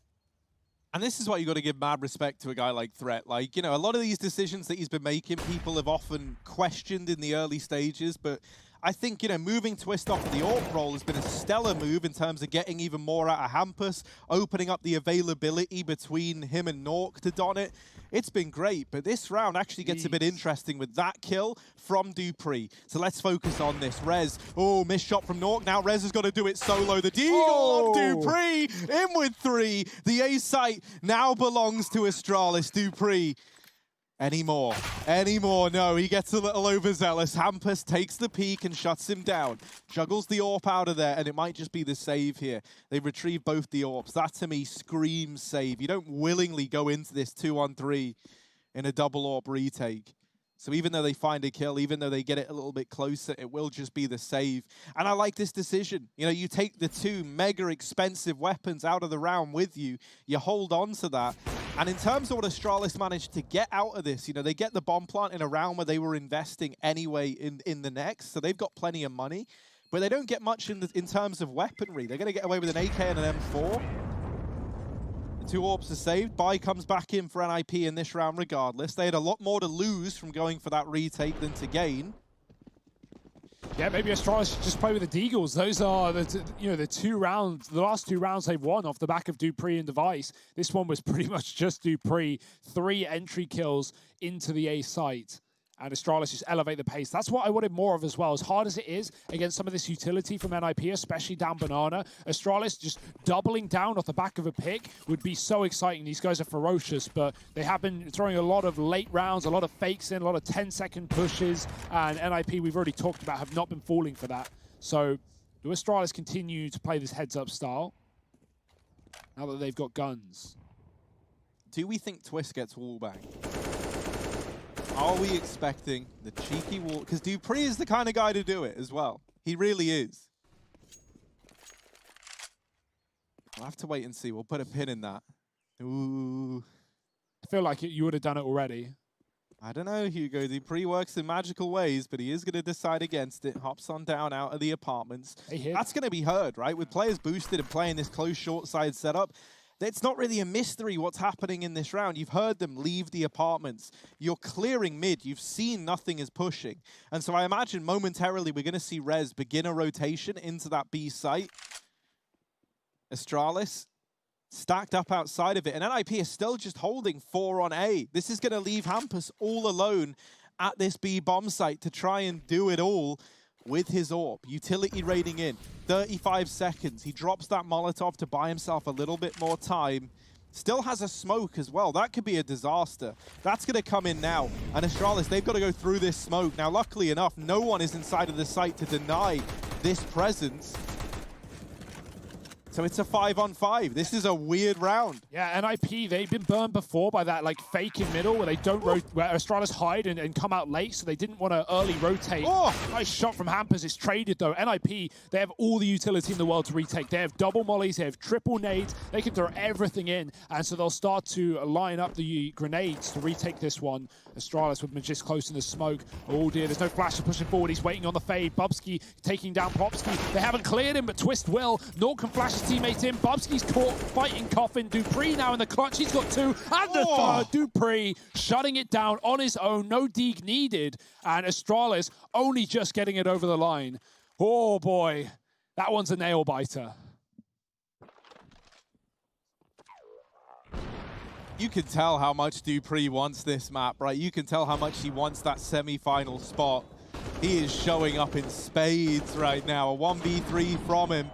Second 3K, of course. He was able to do the same with the Deagles. Just a round to go, rushing into that site over towards A. There's the force buy in from NIP, and Hampus is contesting Banana, but he is at this B site alone, so he's going to fall back and play a bit more passively. Utility's coming from his teammate, and so that leaves him with a smoke to deny too much aggression at B and buy a bit more time for the rest of the Swedes.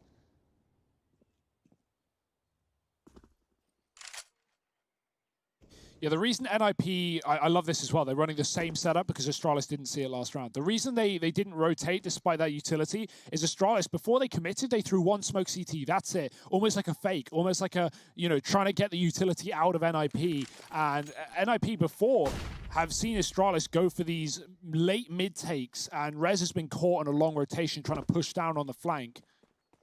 So they don't want to, you know, move away from their setup and then have Astralis catch them with their pants down. Instead, it's going to be the other way around as they set up. Rez might go through this smoke once his teammates make contact. There's so much attention to be drawn on short side. Good Molotov. There's nowhere to put it out either. The guns are out. Astralis, oh, the brawl. And they get out ahead of it. Very nice stuff. Rez runs through long. He dies to device, and it all comes crumbling down after. Astralis, they don't fall for the short side stack, and they will take the plant on A, even with Magis still at B to deny this save from Hampus. He might be coming in later in the round. Now, Astralis haven't built up money yet themselves, so all their bodies at the problem, but if Magis can take this kill out, it would mean NIP are full broke for that next round. T-side's getting a little bit better, bit by bit, round by round. It's not NIP with a clean sweep that started this one. Uh-oh.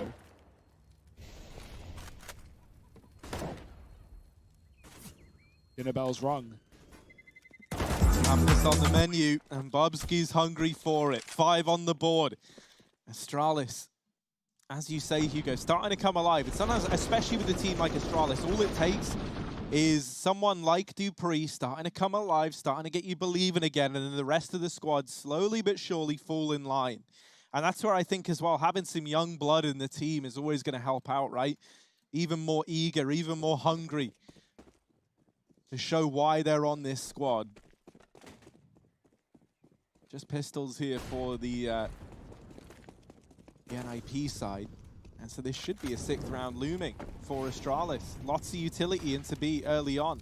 So much, in fact, that Device able to take all this control with the rest of the team behind him. Now, the bomb is still down on T-Ram. Going to test the waters at B and see what they can get, but there's time to change their mind. They decide this isn't right for them. And actually, oh dear. Oh my goodness. The USPs, the P250s, they almost did enough, but Magisk was waiting so patiently. And with just one bullet, he's put this back into a 3-on-3. Now the A play coming through from the rest of the gang. They haven't cleared out Nort, but S-Tag's going to do that. And they'll get the round locked in without even needing to get that bomb down. It's 6 on the board for Astralis. That's such a common occurrence where you're on a full USP eco or with almost nothing as a CT, and you get those man advantages, and you feel so desperate that you need to pick up the guns, and there's already a T waiting to watch over them. Magist doesn't move, he doesn't buckle, and he finds himself a double to keep Astralis in that round. You understand why NIP want the guns, right? Because if they get rushed by the last 3, they're probably still going to lose it, but Unfortunately, that is their undoing. It's fine, though. They get damage, and now they're going to start pushing down middle. Twist, very aggressive setup. They're not ready for it. Bubsky running with his knife out away from the Molotovs. Nork's got the support too. Dupree gone, and this is a great answer from NIP. Not even letting Astralis have Banana, not letting them have mid. Device is hidden, tucked down, half his size behind the wall. And S-Tag is stuck under as well. There's nowhere to go. They finally catch Twist. He hunts too much, but it's still a safe round for NIP, a 4-on-2. S-Tag getting flashed into mid will at least clear that one out. Banana's held by Device, but he is so low. He's one nade or a couple of shots away from death.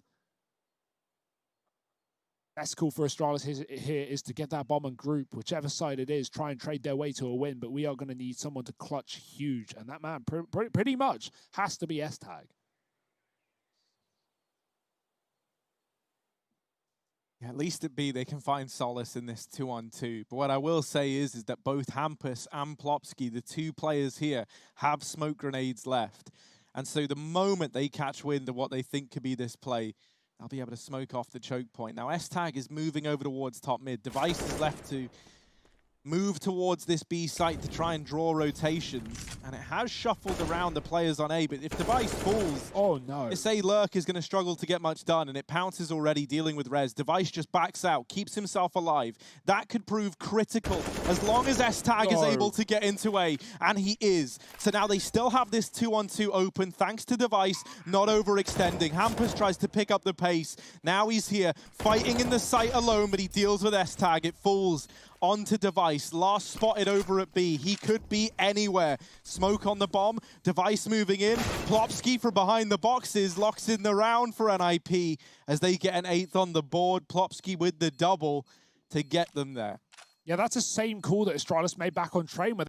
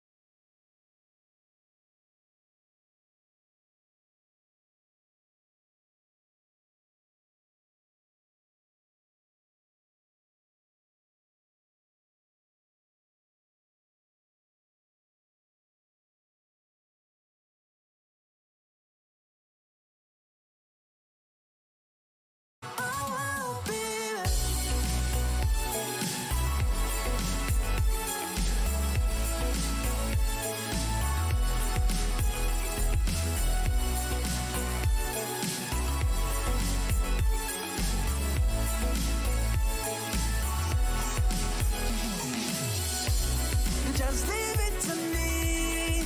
I know what I need. You'll find if you see. And if you believe, you live and you breathe, you'll find the key. Can be lifting you. Can't go alone, let's do by two. Doing this together, it's me by you.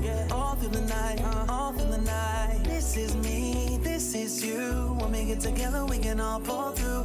I don't ever wanna stop this groove. Let's get it right. Take it to the Lord, then take it to the grave. Listen to the wise man, tell me what he say. Listen to your heartbeat like it still bleed. A little bit of hope, yeah, it's what we still need. Say a little prayer for the moment. Give what you got, just go in. Can't hold you back if you own it. Live your life like you're chosen. No matter what, I won't let up. It's in my soul, it's in my blood. And I won't take no for an answer. If it don't hurt me, it makes me stronger. No matter what, I won't let up. It's in my soul, it's in my blood. And I won't take it no more if I won't. Oh, baby, just leave it to me. I know what I need. You'll find if you see.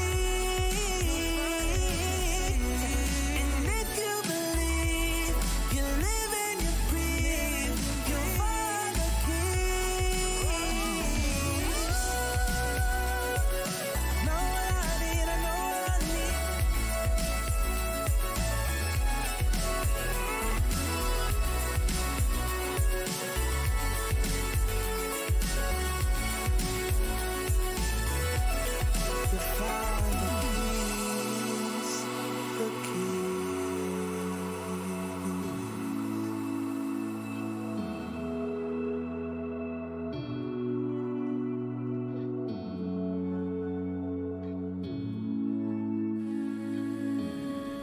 Introduce me, I'm the renegade. Ooh, every single night, I crave the taste. It's the adrenaline running through my gait. It gets me high, high, high. Got no time to waste. Ain't got time for small talk. I tell you the truth. I'm faster than you. I'ma tell you the truth. Not in it to lose, just faster than you.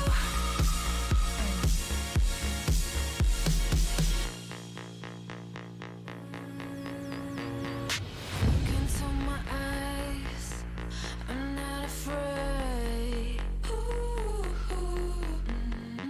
Take over my mind till it fades.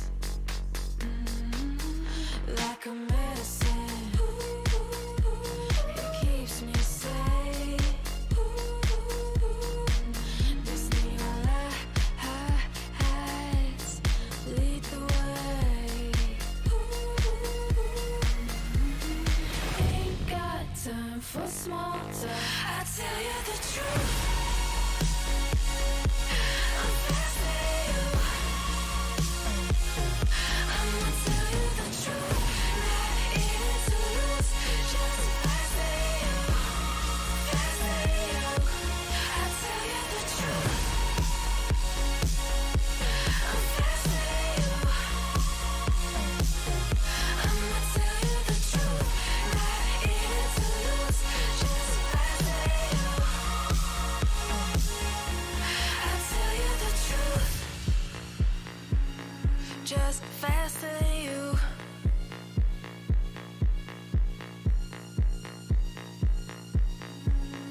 Just faster than you.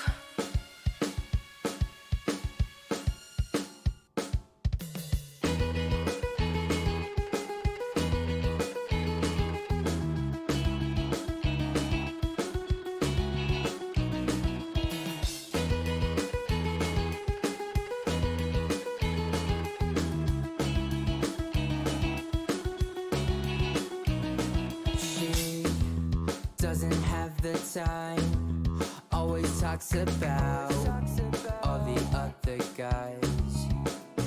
Will I ever understand? Without her, it's not fair, I need you back. No more crying at the end, I'll do it again.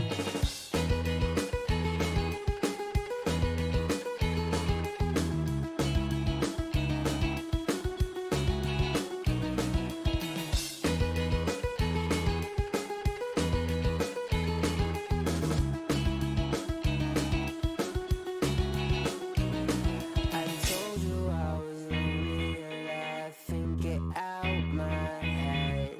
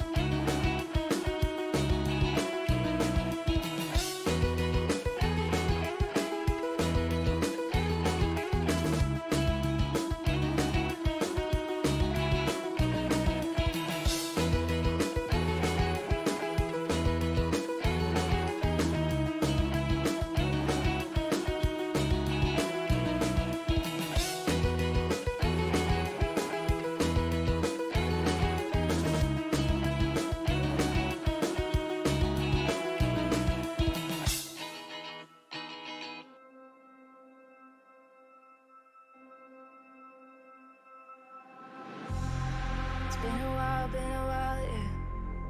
Safe to say over a year. Still it feels like I saw you every day. Tired of hanging around the ones that always need an explanation. I don't need to every day. Explain myself, don't hold it against me if I'm somewhere else. Put all the masks that I had on the shelf. Wish I could stay, but it's bad for my head. Something's coming. I wanna be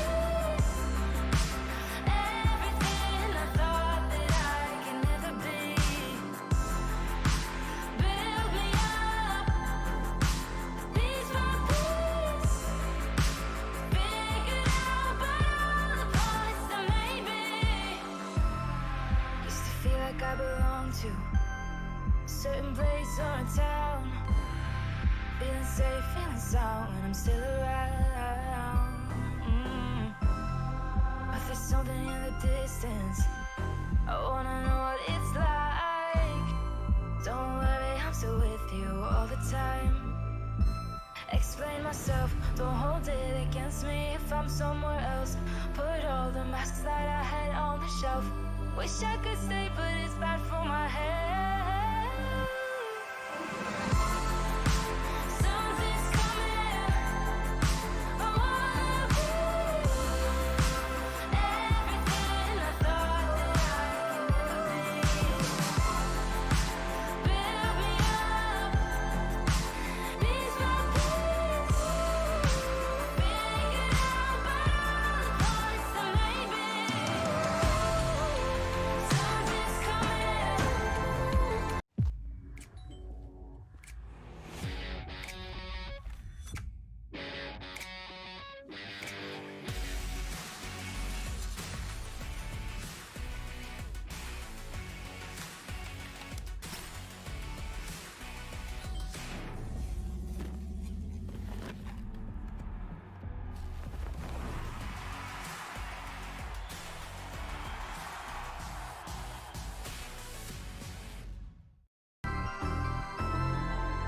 Build me up, piece by piece.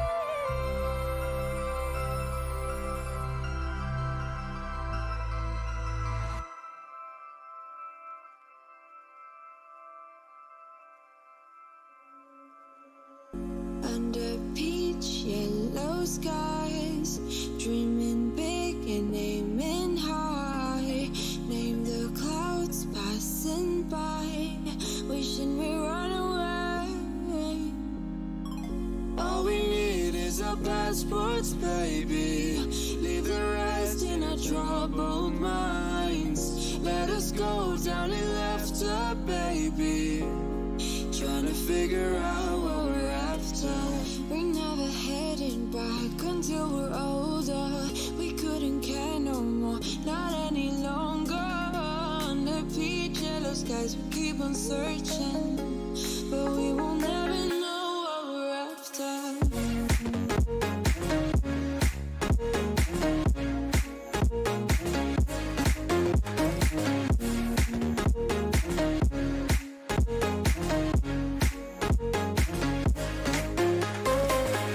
Book a plane, fly away.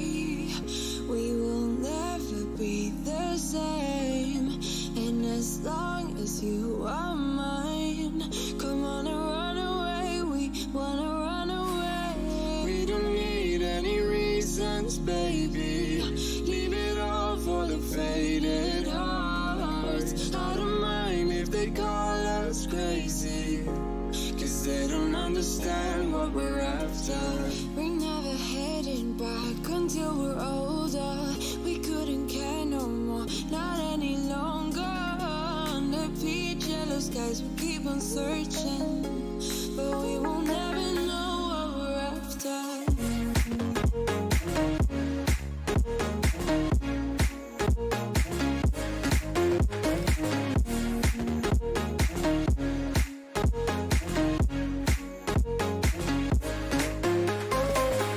We're no kids no more. I need to feel alive in this dreadful town. I'm running out of time, and as long as you're mine, I wanna run away.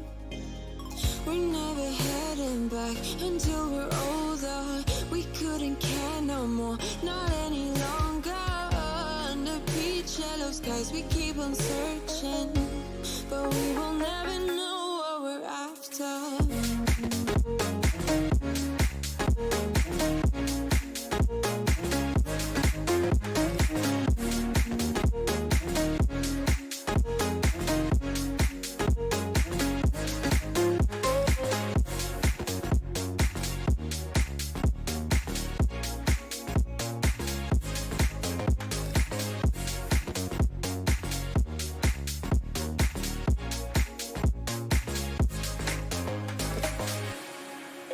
so sorry that I wasn't really there for me.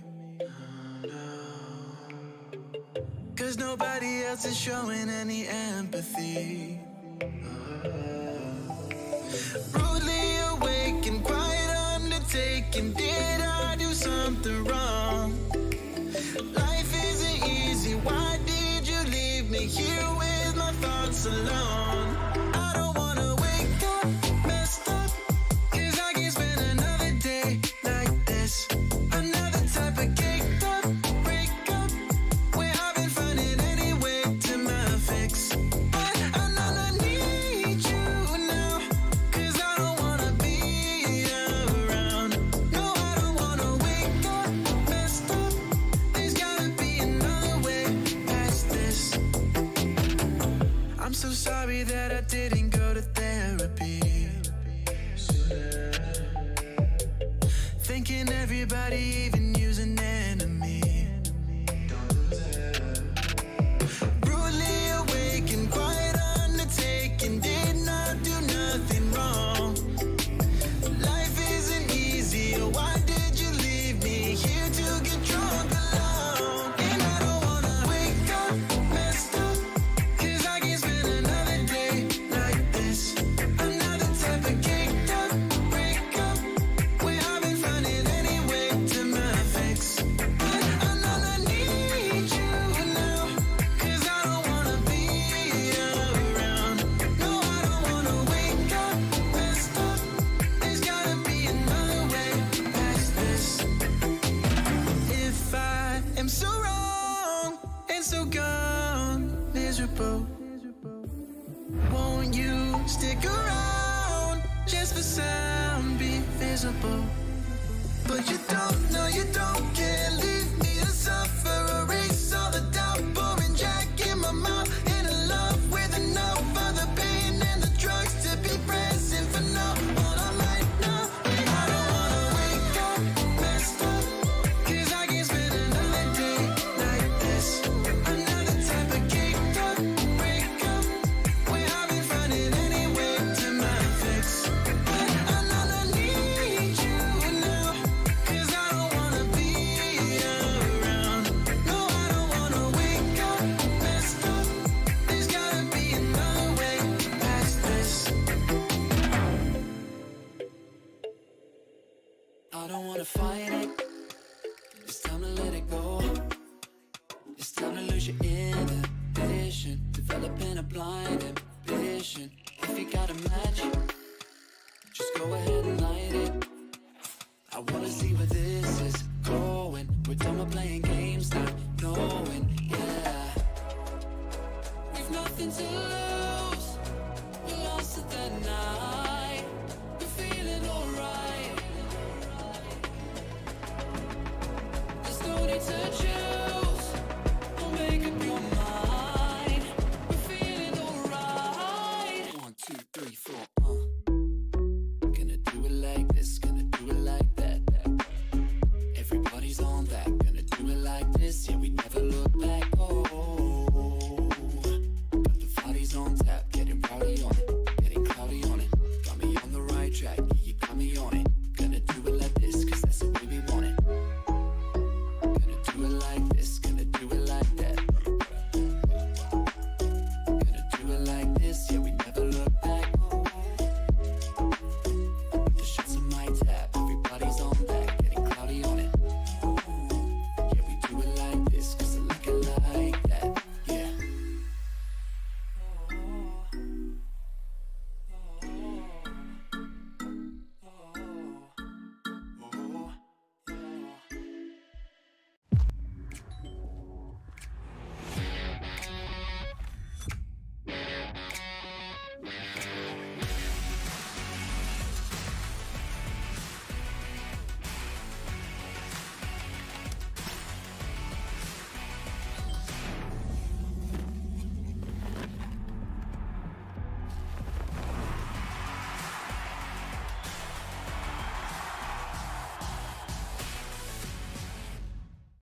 We've nothing to lose.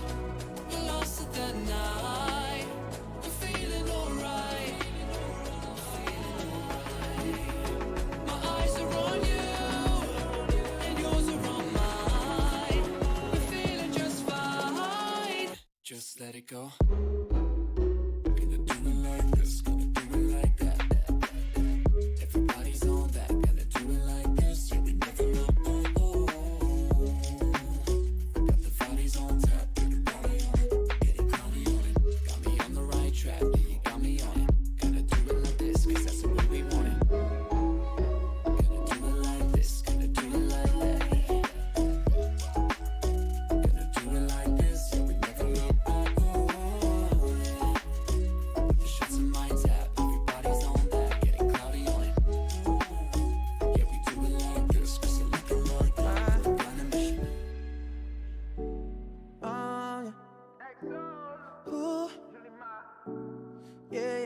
Yeah, I see no signals, no signs. Girl, you be tripping, no lies, nah. You said je ne sais pas. I flew in all the way for this. I'm not here to waste your time.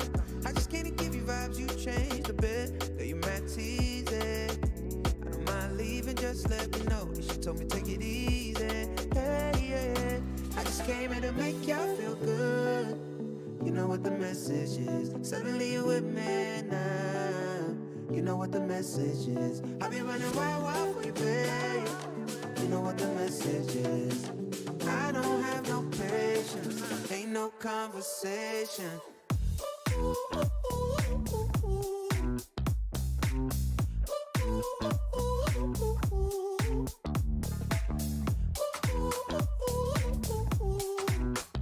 Feel good. Sometimes make you feel good.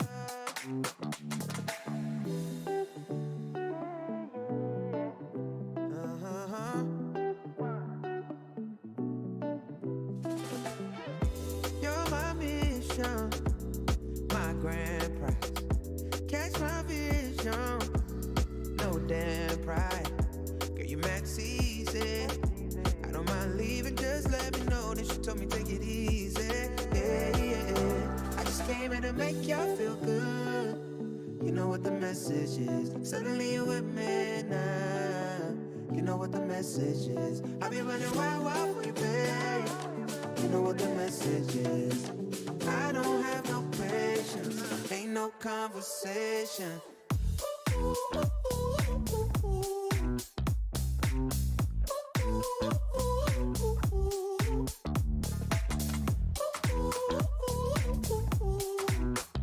Feel good. Sometimes make you feel good. I just wanna talk, but you don't wanna listen. Tryna go far, but you got mixed feelings. So I'm finished. I'm on my way. Then you tell me you need it. Back in my space. Hey, yeah. How could I lie? Just to be cold. Wanna be honest. You should know. I just came here to make y'all feel good. You know what the message is. Suddenly you're with me now. You know what the message is. I'll be running wild for you, babe. You know what the message is. I don't have no patience. Ain't no conversation.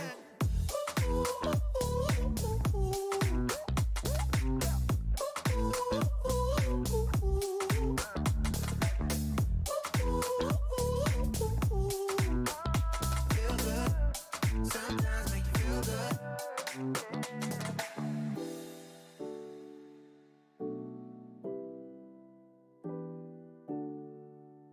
I was running road so many nations. Even when it's so sweet, I end up seeing red. Is it such a ghostly revelation?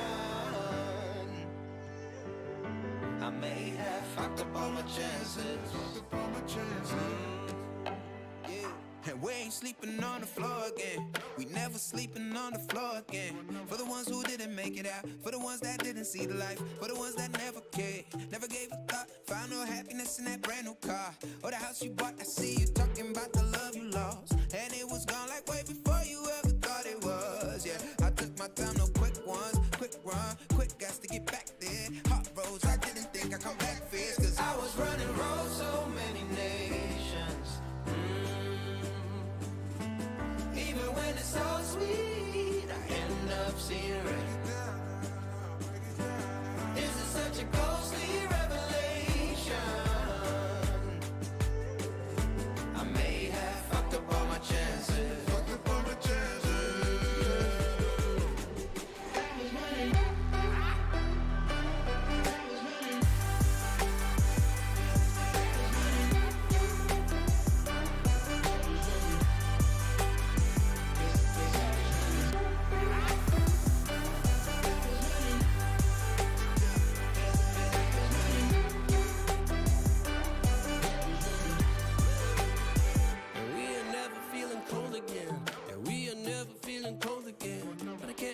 it's easy, it's hard to preach. Cause I've been burning trees and watching fall. If we cannot breathe out, we go forward. Sure, I was searching for cure, fishing a little wildlife. And when I'm low on fuel, I'll still be running till my back broke. Halfway, lost hope and I checked it. Hard roads, I didn't think I'd come back fast. I was running roads, so many nations. Even when it's so sweet, I end up zero. This is such a ghostly revelation. I may have fucked up all my chances. Been around the globe, looked around, nothing fitted. Seen high and lows, but you won't even get it. Been around the globe, think it's time to admit it's not the end, but the road, and you won't even get it. Been around the globe, looked around, nothing fitted. Seen high and lows, but you won't even get it. Been around the globe, think it's time to admit it's not the end, but the road. I was running.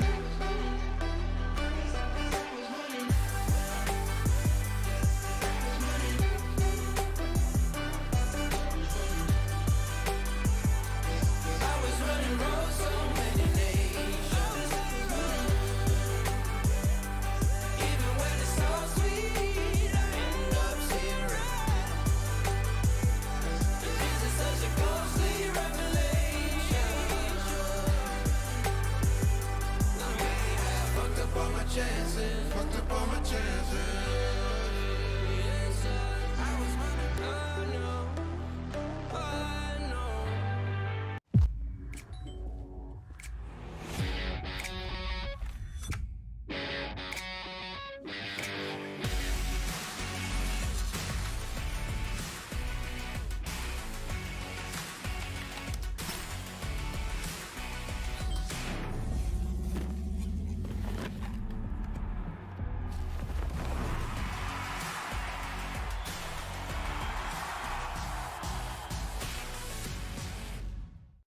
These signs are giving me them eyes. And you've been saying that you found the one. Texting me junk and you wanna talk, but you can't say why. I can't get there and you know I've tried. You know I don't wanna waste your time. City lights, I'm looking in your eyes, but I can't say why. Doesn't feel right to call you mine. You know I don't wanna waste your time. I can't get there and you know I've tried, but I can't say why.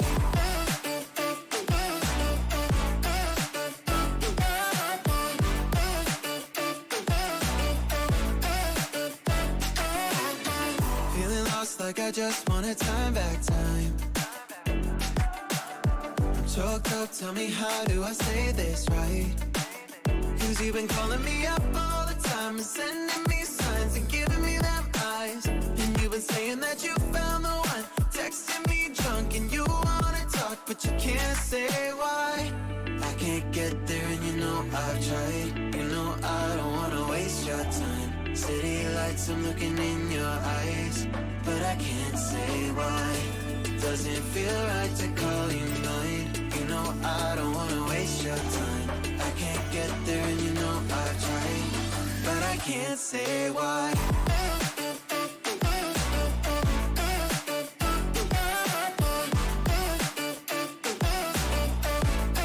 But I can't say why.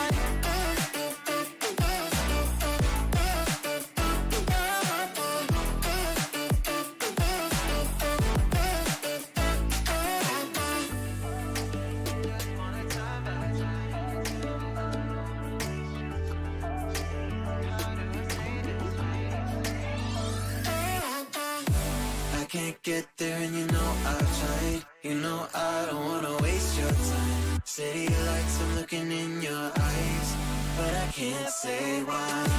Doesn't feel right to call you mine.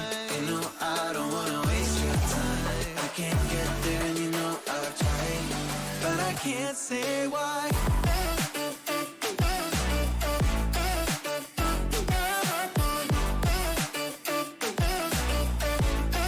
But I can't say why.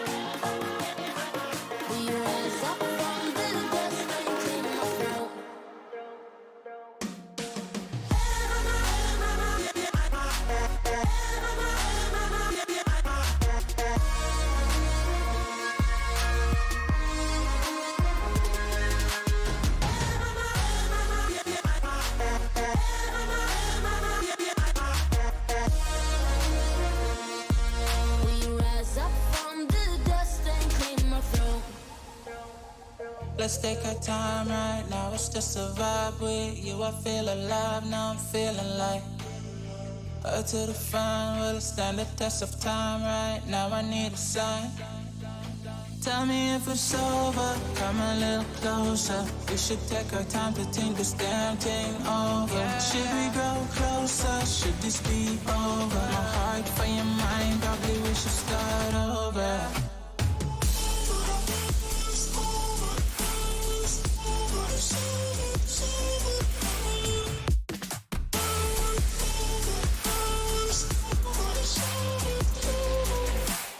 Tell me if it's over, am I your lover? Are we going solo?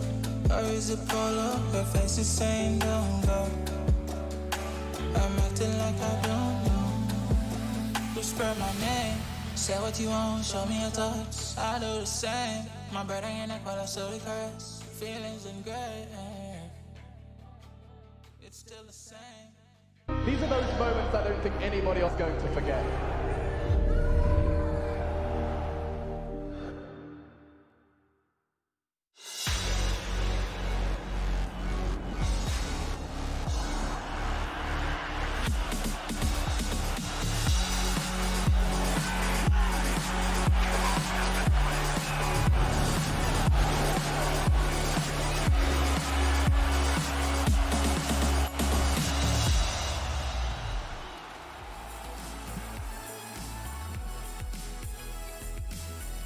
Sixteen teams stepping into the ESL One Cologne realms. It is 2020. It is online. Welcome to ESL One Cologne, powered by Intel. We're heading into the semi-finals today. We did have 16 now. Just 4 teams remain in pursuit of glory, in pursuit of getting their name in that rather coveted and rather exclusive club of champions of ESL One Cologne. Defending champions Liquid, that's in the Americas region. You'll see them battling versus EG tonight.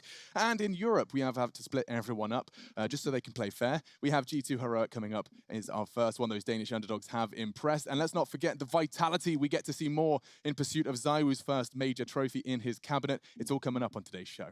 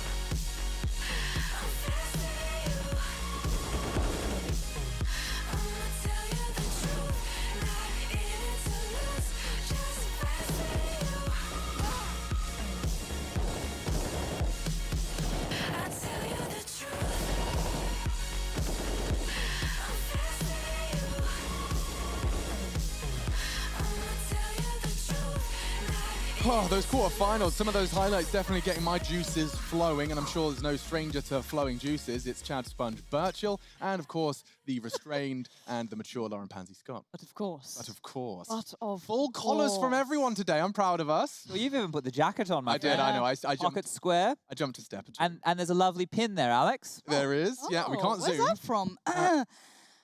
Ooh, CSGO, Cologne, 2016. 2016. Yeah, I found this, Ooh. dusted this one off. It's been sitting on my bedside table. I was packing and I was like, you know what? put it in. I want to be able to remember what it was like. And I think there is going to be definitely some nostalgic and some rose-colored glasses that were required as we start remembering that this is the semi-finals and it would look so different. I don't want to get stuck up on that. We're going to focus on the Counter-Strike. You can see the playoffs on your screens. Now, let's recap how we got to these semi-finals, Chad. I want to start with that G2 OG game. Yeah, that one right there, look, it started messy, it ended messy, but that was an exciting game of Counter-Strike for sure. I think when we go back and we look at how it opened, we look towards Nuke, we sit there and we go, wow, G2 were looking hot to go to train, they fizzled on out, but Alexi B, the in-game leader, stepped up in a massive way, and then Dust 2, some of those woes from G2, they trickled on through. They continue to be problems, and OG were actually impressing me for the first time in a very long time. I don't know who I feel worse for, OG fans or G2 fans. I think G2 fans are kind of they know this routine. They know what it's like to be teased with that. We're almost there, but I mean, OG fans out there, they were on the cusp of it too.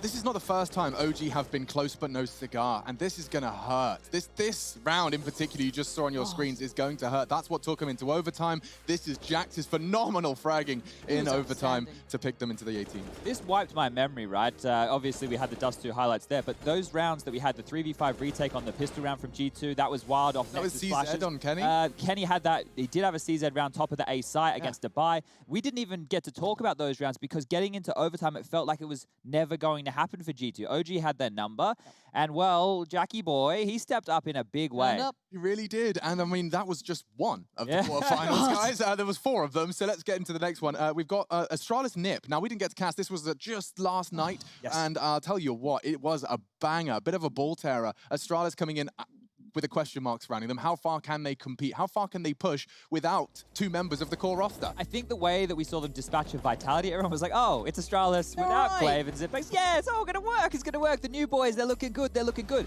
Well, the new boy, Esatag, not such a new boy, obviously, in the Counter-Strike world, he had a fantastic series. He was actually the best player for this Astralis roster within the series over those 2 maps of Train and Inferno.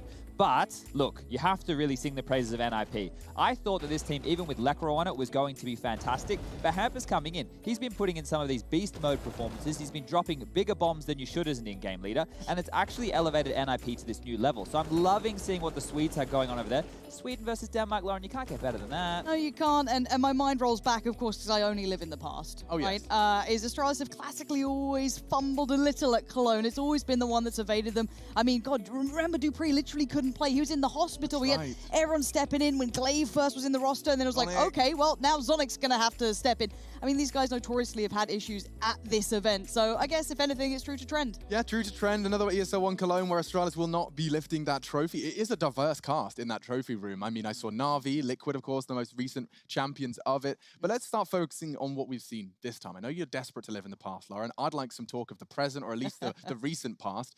So we've all been asked to pick our favorite player of the tournament so far. Can I go first? You can. Okay. Well, Heroic, you know, we seem to be quite smitten with these guys and what we've seen from God, Hunden, and the 5 Wise Men. And this is the round that I picked, Alex. Look at the jumping, the backward bunny hopping. They do it over towards ladder. They are using the hitboxes here. Look at it from Jack's perspective. The guy's not even facing him, and he's having to take these duels. Pistol rounds are hard enough when the players aren't facing you, but when they're jumping around playing silly buggers like that, it gets even harder. And here it is from Tessa's perspective. This is the boy that had a fantastic performance in the first time these 2 teams went toe-to-toe. And I just love it. They're using every little detail of Counter-Strike to their advantage to get themselves to where they are today. No, seriously, there is evidence from the play we've seen from Heroic that they can make it to the big time. There's no doubt about it. Lauren, you selected one from the other region. The thing is, right, and I'm going to be honest with you, I legitimately struggled to pick one out. Okay. I legitimately found it incredibly hard to pick one moment to define it. So we can roll it out, but I promise you, I did not know where to look or where to go because there were so many little bits and pieces that stood out. And I know me and you, Alex, were like bated breath with this because surely it doesn't happen. It shouldn't happen, right? 2v5, but then you saw it was Grim, new addition. He contributed 3. I'd love to run that one more time, but yeah. Roll it back. Yeah, very, very cool. Basically, 2v5 situation with the newest addition. He was at the top of the scoreboard at the end. It is a good demonstration of exactly what they got up to. I'll just explain to the viewer why it might look a little bit confusing that it is just frags across the map. No, Alex is bang on. A 2-on-5 situation where the kills all happened instantaneously. That flick from Stewie. We didn't even really get to capture the action because poor Jakey, the observer, he didn't know where to look because the frags just came in instantaneously. And it's the new boy and the new in-game leader with the new coach of Moses there. So lots of new stuff. We're a little biased. I mean, there's a touch of romance in the air. Well, I'm never upset my old about casting partner. Gotta give a little extra love to Liquid, right? And for me, of course, as always, it's the moments that stick out in my mind. And I've got a little bit of a warped point of view. You still have yet to see mine, so put that away. We do have G2 clutching out against OG. We saw it in the highlights, but check this out. Look at the defuse time. Man2 gets 2. If only he could strafe. He's in the heat of the moment. And Amanek's the one to get that frag. And look at this. Look at that red bar on the top left. 0.5. The fact that you're hearing that pre-explosion, that means it couldn't really have got closer to the last tip. And I think our casting summarized how terrified we were because we just all went dead silent. Yep. We just sat there all listening. We became the audience with you guys because how do you know how they're going to go down? It's too close to call. It was. It really was. And that was a lot of fun for me. Of course, a heartbreaker for OG. I realized after I tweeted, oh my God, it was only a millimeter. I realized yes, that's the G2 hype angle. The other angle is they were a millimeter from the semi-finals. Yeah. Well, look, when you're battling back and the games are like building up in intensity there, those moments, and you're seeing a team, look, we will question the mental fortitude. Yeah. I think we got to see a little bit of the G2 mental fortitude. Bloody Luckily, they've made hell. it to the semi-final, but it's going to be a rough one. People seem to like Back mine? with bunny hops. Okay. I mean, I'll give them that one because it is something we haven't seen too much of. It is something that we saw Astralis pull out of this tournament, but now it does seem that the Danes have definitely got their scroll wheels bound. I love the fact that people are hyping this heroic roster. Genuinely. Because I came into this and, you know, forgive me, but I wasn't smitten with this roster at all. I knew nothing of them really. I thought, oh, that's quite high up for their ranking. That they've clearly been doing work. Exciting prospect, it all lines up, but we've said that a million times. I mean, we look at G2 and go, oh, everything's there for them, but how many times have they got a little close? So Heroic to me has certainly won my heart so far. I need a new Danish team to support because, you know, Astralis. Yeah, you didn't get your chance this time. Bite your tongue. We will be seeing some Danes in the online Lanxess arena. We are taking a break. When we do come back, we'll get into that semi-final. Heroic G2. We'll be talking all about who has the edge.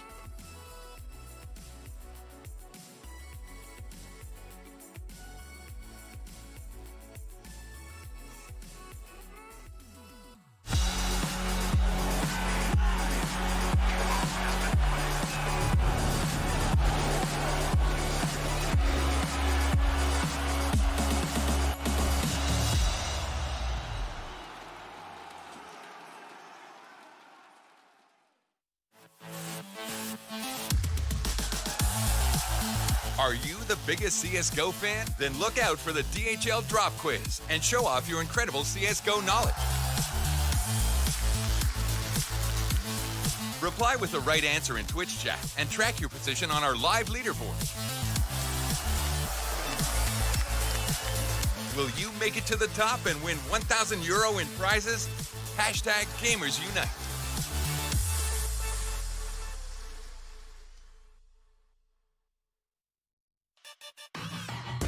Intel Gamer Days is on now.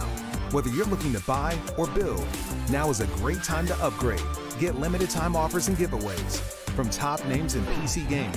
Unleash elite gaming performance with systems featuring new 10th gen Intel Core processors and bring Marvel's Avengers to life with in-game optimizations for a mightier PC experience. Act now. Intel Gamer Days is only here for a limited time.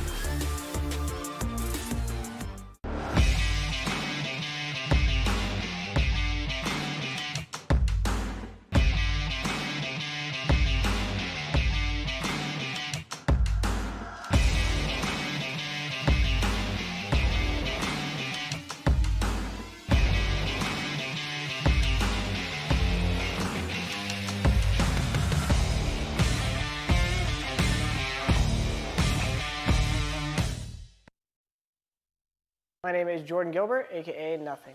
Hi, my name is Sue Lee. My handle is Smix. I think it's important for these initiatives to happen. Empathy really, really goes a long way, and it always means so much to us, and I think that's where initiatives like this really help. I encourage everyone in the community, anytime they see bullying, anytime they see someone getting called names, I encourage you to step up and say something. Good luck, have fun. Good luck, have fun.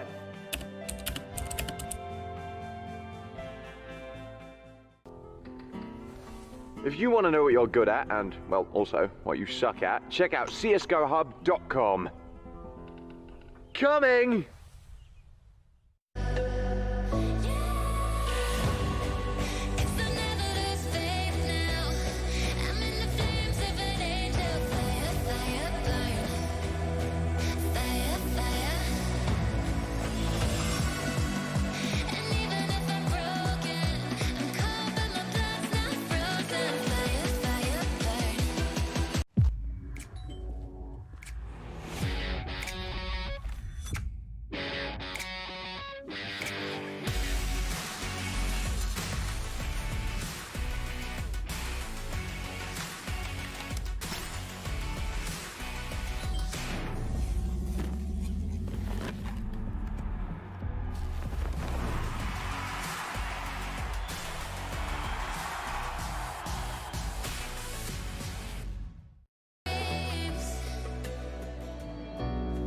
We're living for the moment now, we're one with the world.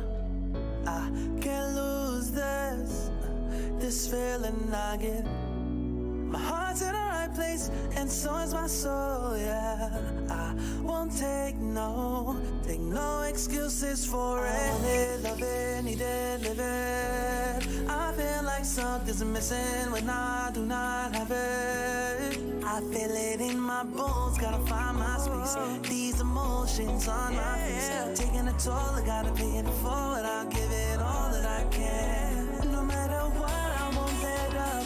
It's in my soul, it's in my blood, and I won't take no for an answer. If it don't hurt me, it makes me stronger. No matter what, I won't let up. It's in my soul, it's in my blood, and I won't take it no more. I won't be there.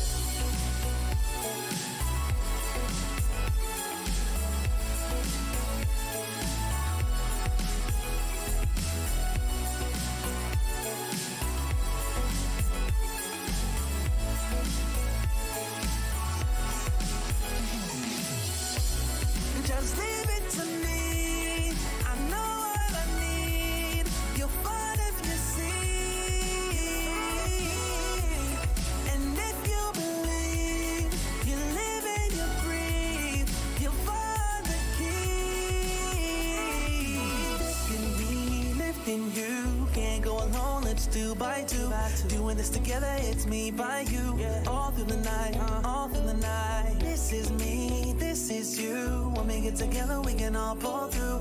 I don't ever wanna stop this groove. Let's get it right. Take it to the Lord, then take it to the grave. Listen to the wise man, tell me what he say. Listen to your heartbeat like it still bleed. A little bit of hope, yeah, it's what we still need. Say a little prayer for the moment. Give what you got, just go in. Can't hold you back if you own it.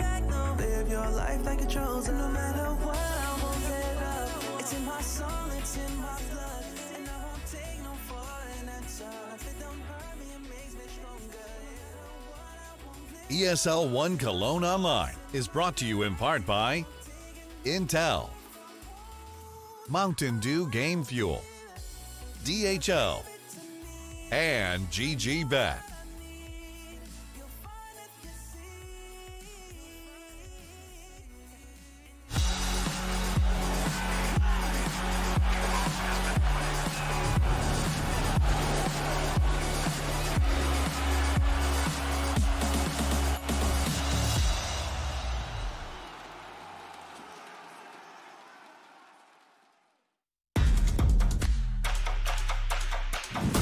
French Counter-Strike has long been a mystery to those on the outside, and some say the same could be said for those within. A sign of the times, G2's move towards an international roster is a statement of intent. Nexa and Hunter have been a revelation. Nexa trolling, he needs 2 more headshots. There's the one, the follow-up, and he gets it! A great triple here. Nexa has achieved a fine balance, which has seen the likes of Kenny S flourish alongside Eminem. Onlookers continue to be impressed with veteran Jax, who has exceeded expectations since his arrival in 2018.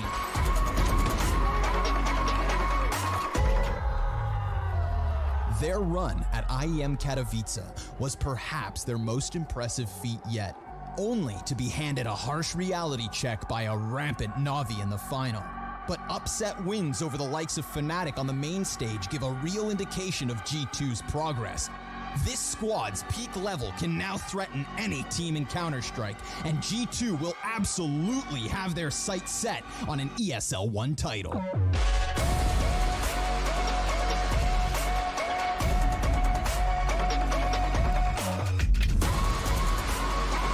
Hunter, they didn't check the corner, and a big double spray coming through on the Krieg. He turns 180.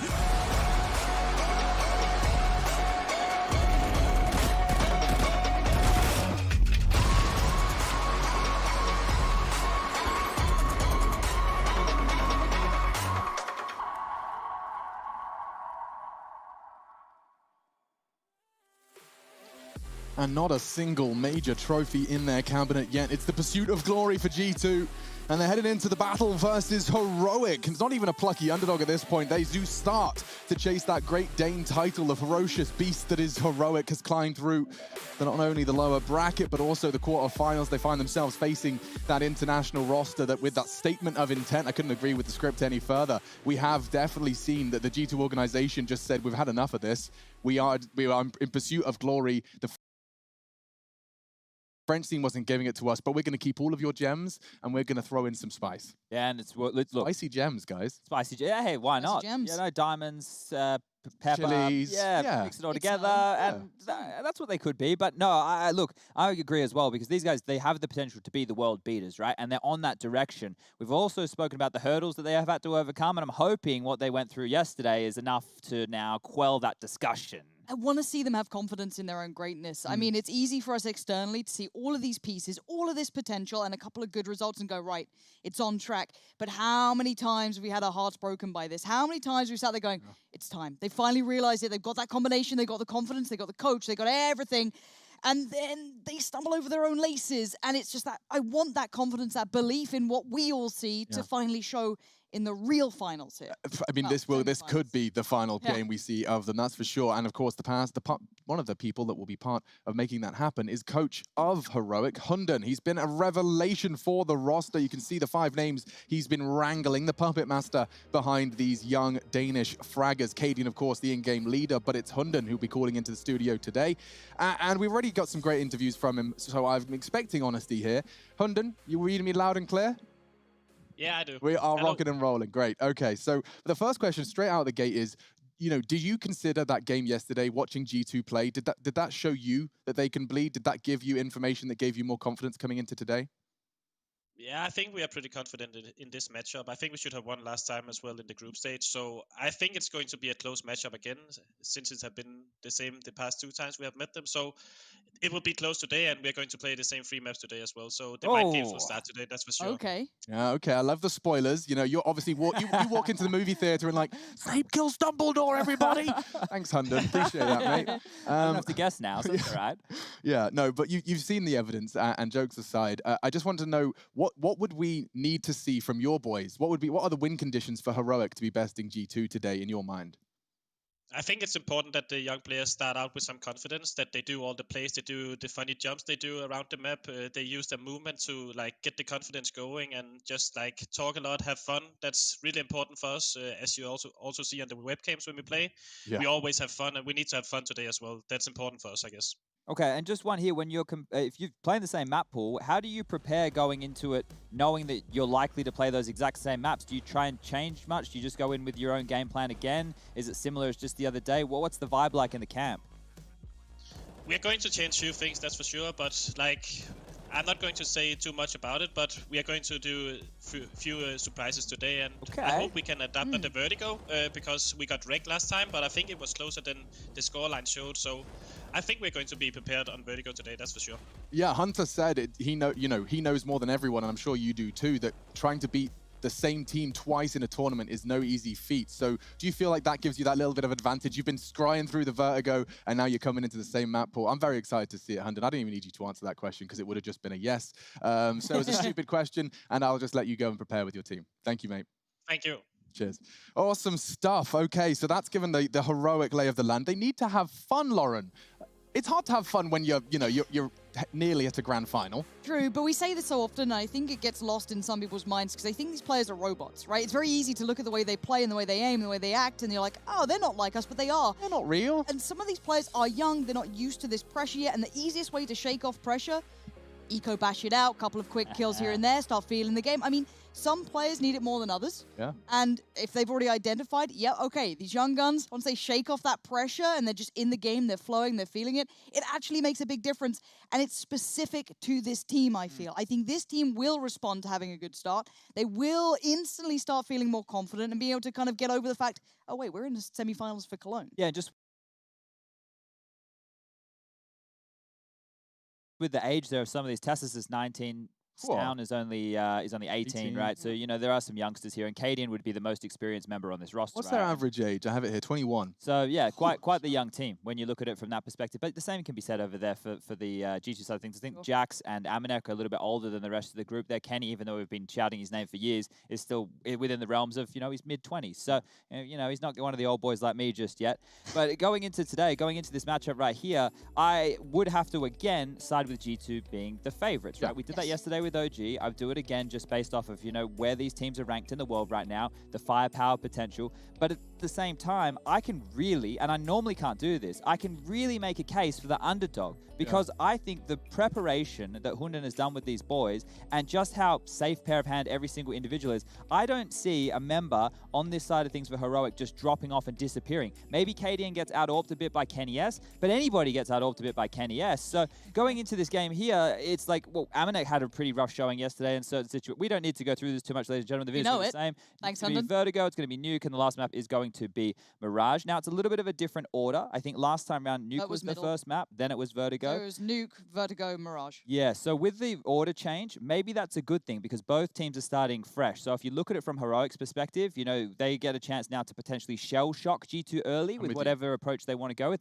And maybe I didn't see just there, I wasn't paying enough attention, see which side they're going to start on. Because, okay, so they're starting on the CT side again. But they had a very, very hard time dealing with that A ramp last time. We were singing their praises with the utility, you know, they're dropping all the nades, but they still couldn't crack the code. Yeah, and even keeping Mirage in mind, that was OT. You know, it was a very close affair. So please don't look at this and think, well, G2 have got it. They've got that first map that, you know, obviously they look great on, and they did. They looked wonderful on it. They were the first team that they go, oh, people can play Vertigo now. Ooh, this is exciting. Yeah. But no, Mirage was incredibly close. So even if you go that distance, it doesn't dip away, I don't think, from either side. So I'm so excited. Who steps up now? I mean, that's it. I tell you now, one of the players that caught my eye yesterday, and I can't help but echo the sentiment into today, is Jax. Yeah. Like, good grief. So I know he's got the aim, and I've seen those rounds. You know, he's got P250, no armor, and he's just accidentally killed 3 with his ridiculous aim. You know, we've seen evidence of it before, but he's doing it every time they need a Jax play. He pulled it out and brought them across the line. So for me, that's one to watch for G2. And yes, you are reading that correctly, Chad. It looks like followed our hearts, they followed their heads, I feel here. I could back that up with conviction. Chad and I can make a real argument, right? I could make a real argument for Heroic winning this one, but I just have to side on, not the side of logic, but like on the side of the favorite right there. Give it a couple of these ones right here from Jackson. I'm sure they get back into it. It's the right bet. It is the right side to look on, right? If you're looking at this purely in the bubble of what we've, you know, expect from both teams, yes, G2 is the safe pick. But, you know, hearts come into the matter, a bit of emotion, bit of fire. It's Cologne, boys and girls. Who would have thought Big would have made it that far? Who thought Luminosity under that new title of SK would have made it that far? Who thought we'd have seen Shroud go that far in a tournament in those days? I mean, Cologne brings out weird and wonderful results where underdogs can tip the scale slightly. Yes, it's a different venue, a different, you know, time as it stands, but it's still Cologne, and there's something about it. I feel you're about to ring the bell, Alex. Oh, that's exactly what I'm doing, Chad. Yeah, there is a bell in the Cathedral of Counter-Strike. Unfortunately, we don't have you joining us, but you're sitting at home doing exactly what you want to, and that's watch Counter-Strike. Tell your friends. It's the playoffs. It's the semi-finals. We're getting into Vertigo.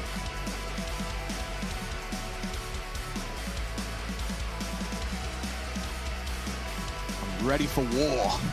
G2. Definitely coming into this one with an edge, but how sharp is it? Heroic have shown that they can dull many a top 1 team. And we will be starting this one off on Vertigo. As Chad outlined, this was a map previously that did elude Heroic. They struggled, and Tessus gets the sound cue and thinks better of a look. He'll be calling for assistance, and Kenny's early with a dink. The first bullet that leaves his pistol in this semi-final, and it's into the brain of Tessus. He's working with a scrap of health for the rest of this round. Bomb's not down, that's Amanek's job. Bomb down.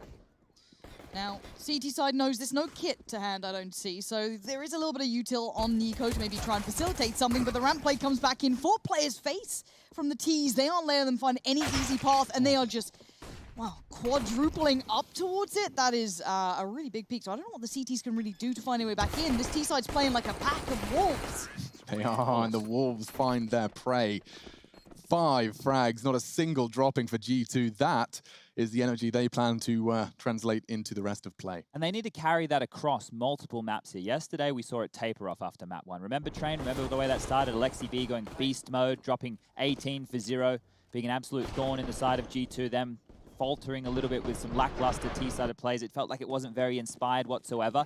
But G2, they can be a momentum-based beast, right? You look at the players on this team, look at the pace that they can approach this with. This time around, they will be heading towards middle. 4 players, some Molotovs here to force the CTs back. It's going to be a quick split. So choreographed. Now the issue is, on the other side, whole lot of Deagles, Armor, Util. They've gone pretty much defensively into this. They've gone for the fight in middle and they've lost it. Jax panicking, looking a little worse for wear, backs away and wants to kind of reset a little bit. That's the bomb! That's not it. Nexa, calm it down, buddy. We've got to be careful here because now Tessus is on the board. Yeah, that's fantastic stuff. They've got ramp control. He's even deep smoke bridge. It looks a bit... gap. Yeah, terrible, actually. Can't work with that. It'll have to be his bullets to hold them at bay, and he gets tested. Nade looks promising. And Jax softened even further. Can he really get away? He's tucked into the corner. He's got a real shot at this, and it's not to be. Great shot from Jax through the tarpaulin. How low they are. Jax and Nexa, they can go down with just a couple of bullets here. So this is very, very precarious. Competitive. Yeah.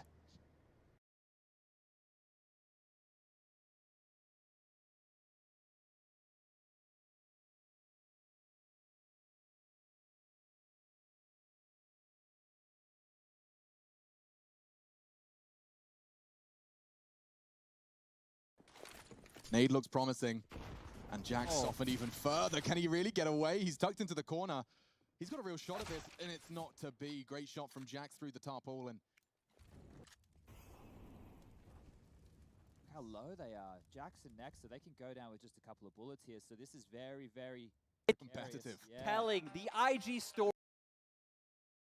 Does go down. That's a nice little pickup for Nico, and he now knows, okay, they're coming this way. We've got the right call. We're in the right place. Double stacked up on short, and Borup right on the verge of that smoke. Yeah, he's trying to play the angle he needed to finish the job, and he does.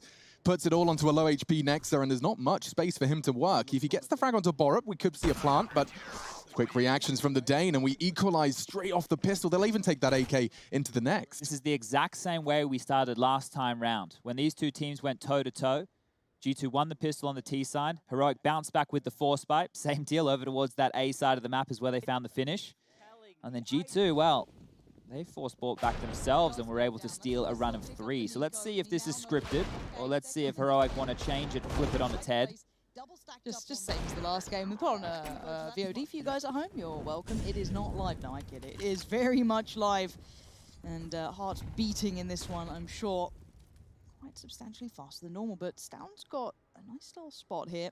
He's got an affinity here, Lauren. Yeah, he really, it's one of the few players it seems to want to actively fight this. Obviously has the advantage of the weaponry, but it's a very hard swipe. That Z-axis not favorable.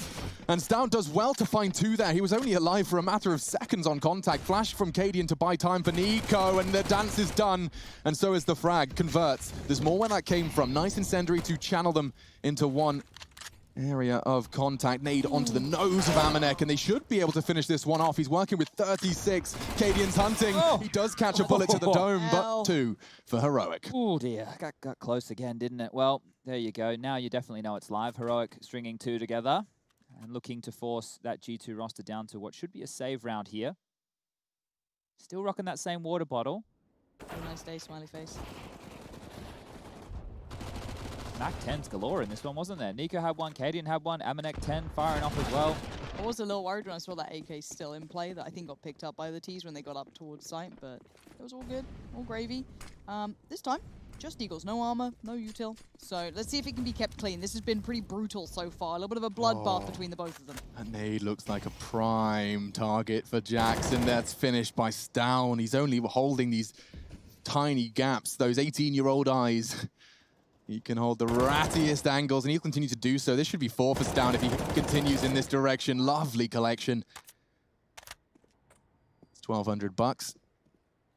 Injected into the Heroic CT bank account. Only Amanek, an unarmored Deagle, should not be able to find anything here. We will have the headshot angle into Borup, but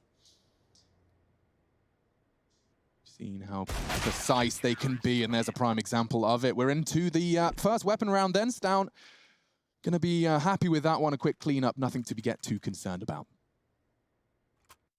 Those are the type of rounds you need early on the CT side here. Make sure that not having too much robbed away from the back pocket, and a big round like this from Stown, it's going to help with his confidence. He's the one that we talk about as the big star in this team, and he hasn't actually stepped up leaps and bounds ahead of the rest, and he hasn't needed to, right? Tesses was the hero last time we saw Heroic versus G2 go toe-to-toe. Absolutely ungodly things over there on Nuke. I see that Nexa lineup. Ooh. Stown's going walkabouts. Hold on. I like that. He's getting a little aggressive, a little confident.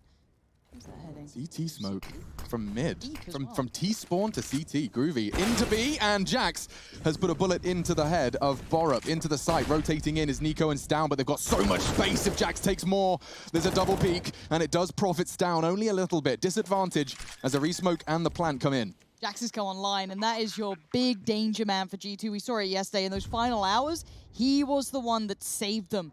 So now Tess is down, and Cadian, what do you do with this? How do you find a way back in? They are just flooded all over the site. It looks like middle through construction is going to be the avenue of approach, and Kenny just sitting, waiting on the bomb, playing off the back of contact. Jax would be the first port of call. Double nade, doesn't find its target, and the clock's ticking. Gosh, it's a tough one. I don't know if they're actually going to, just save it out. Yep.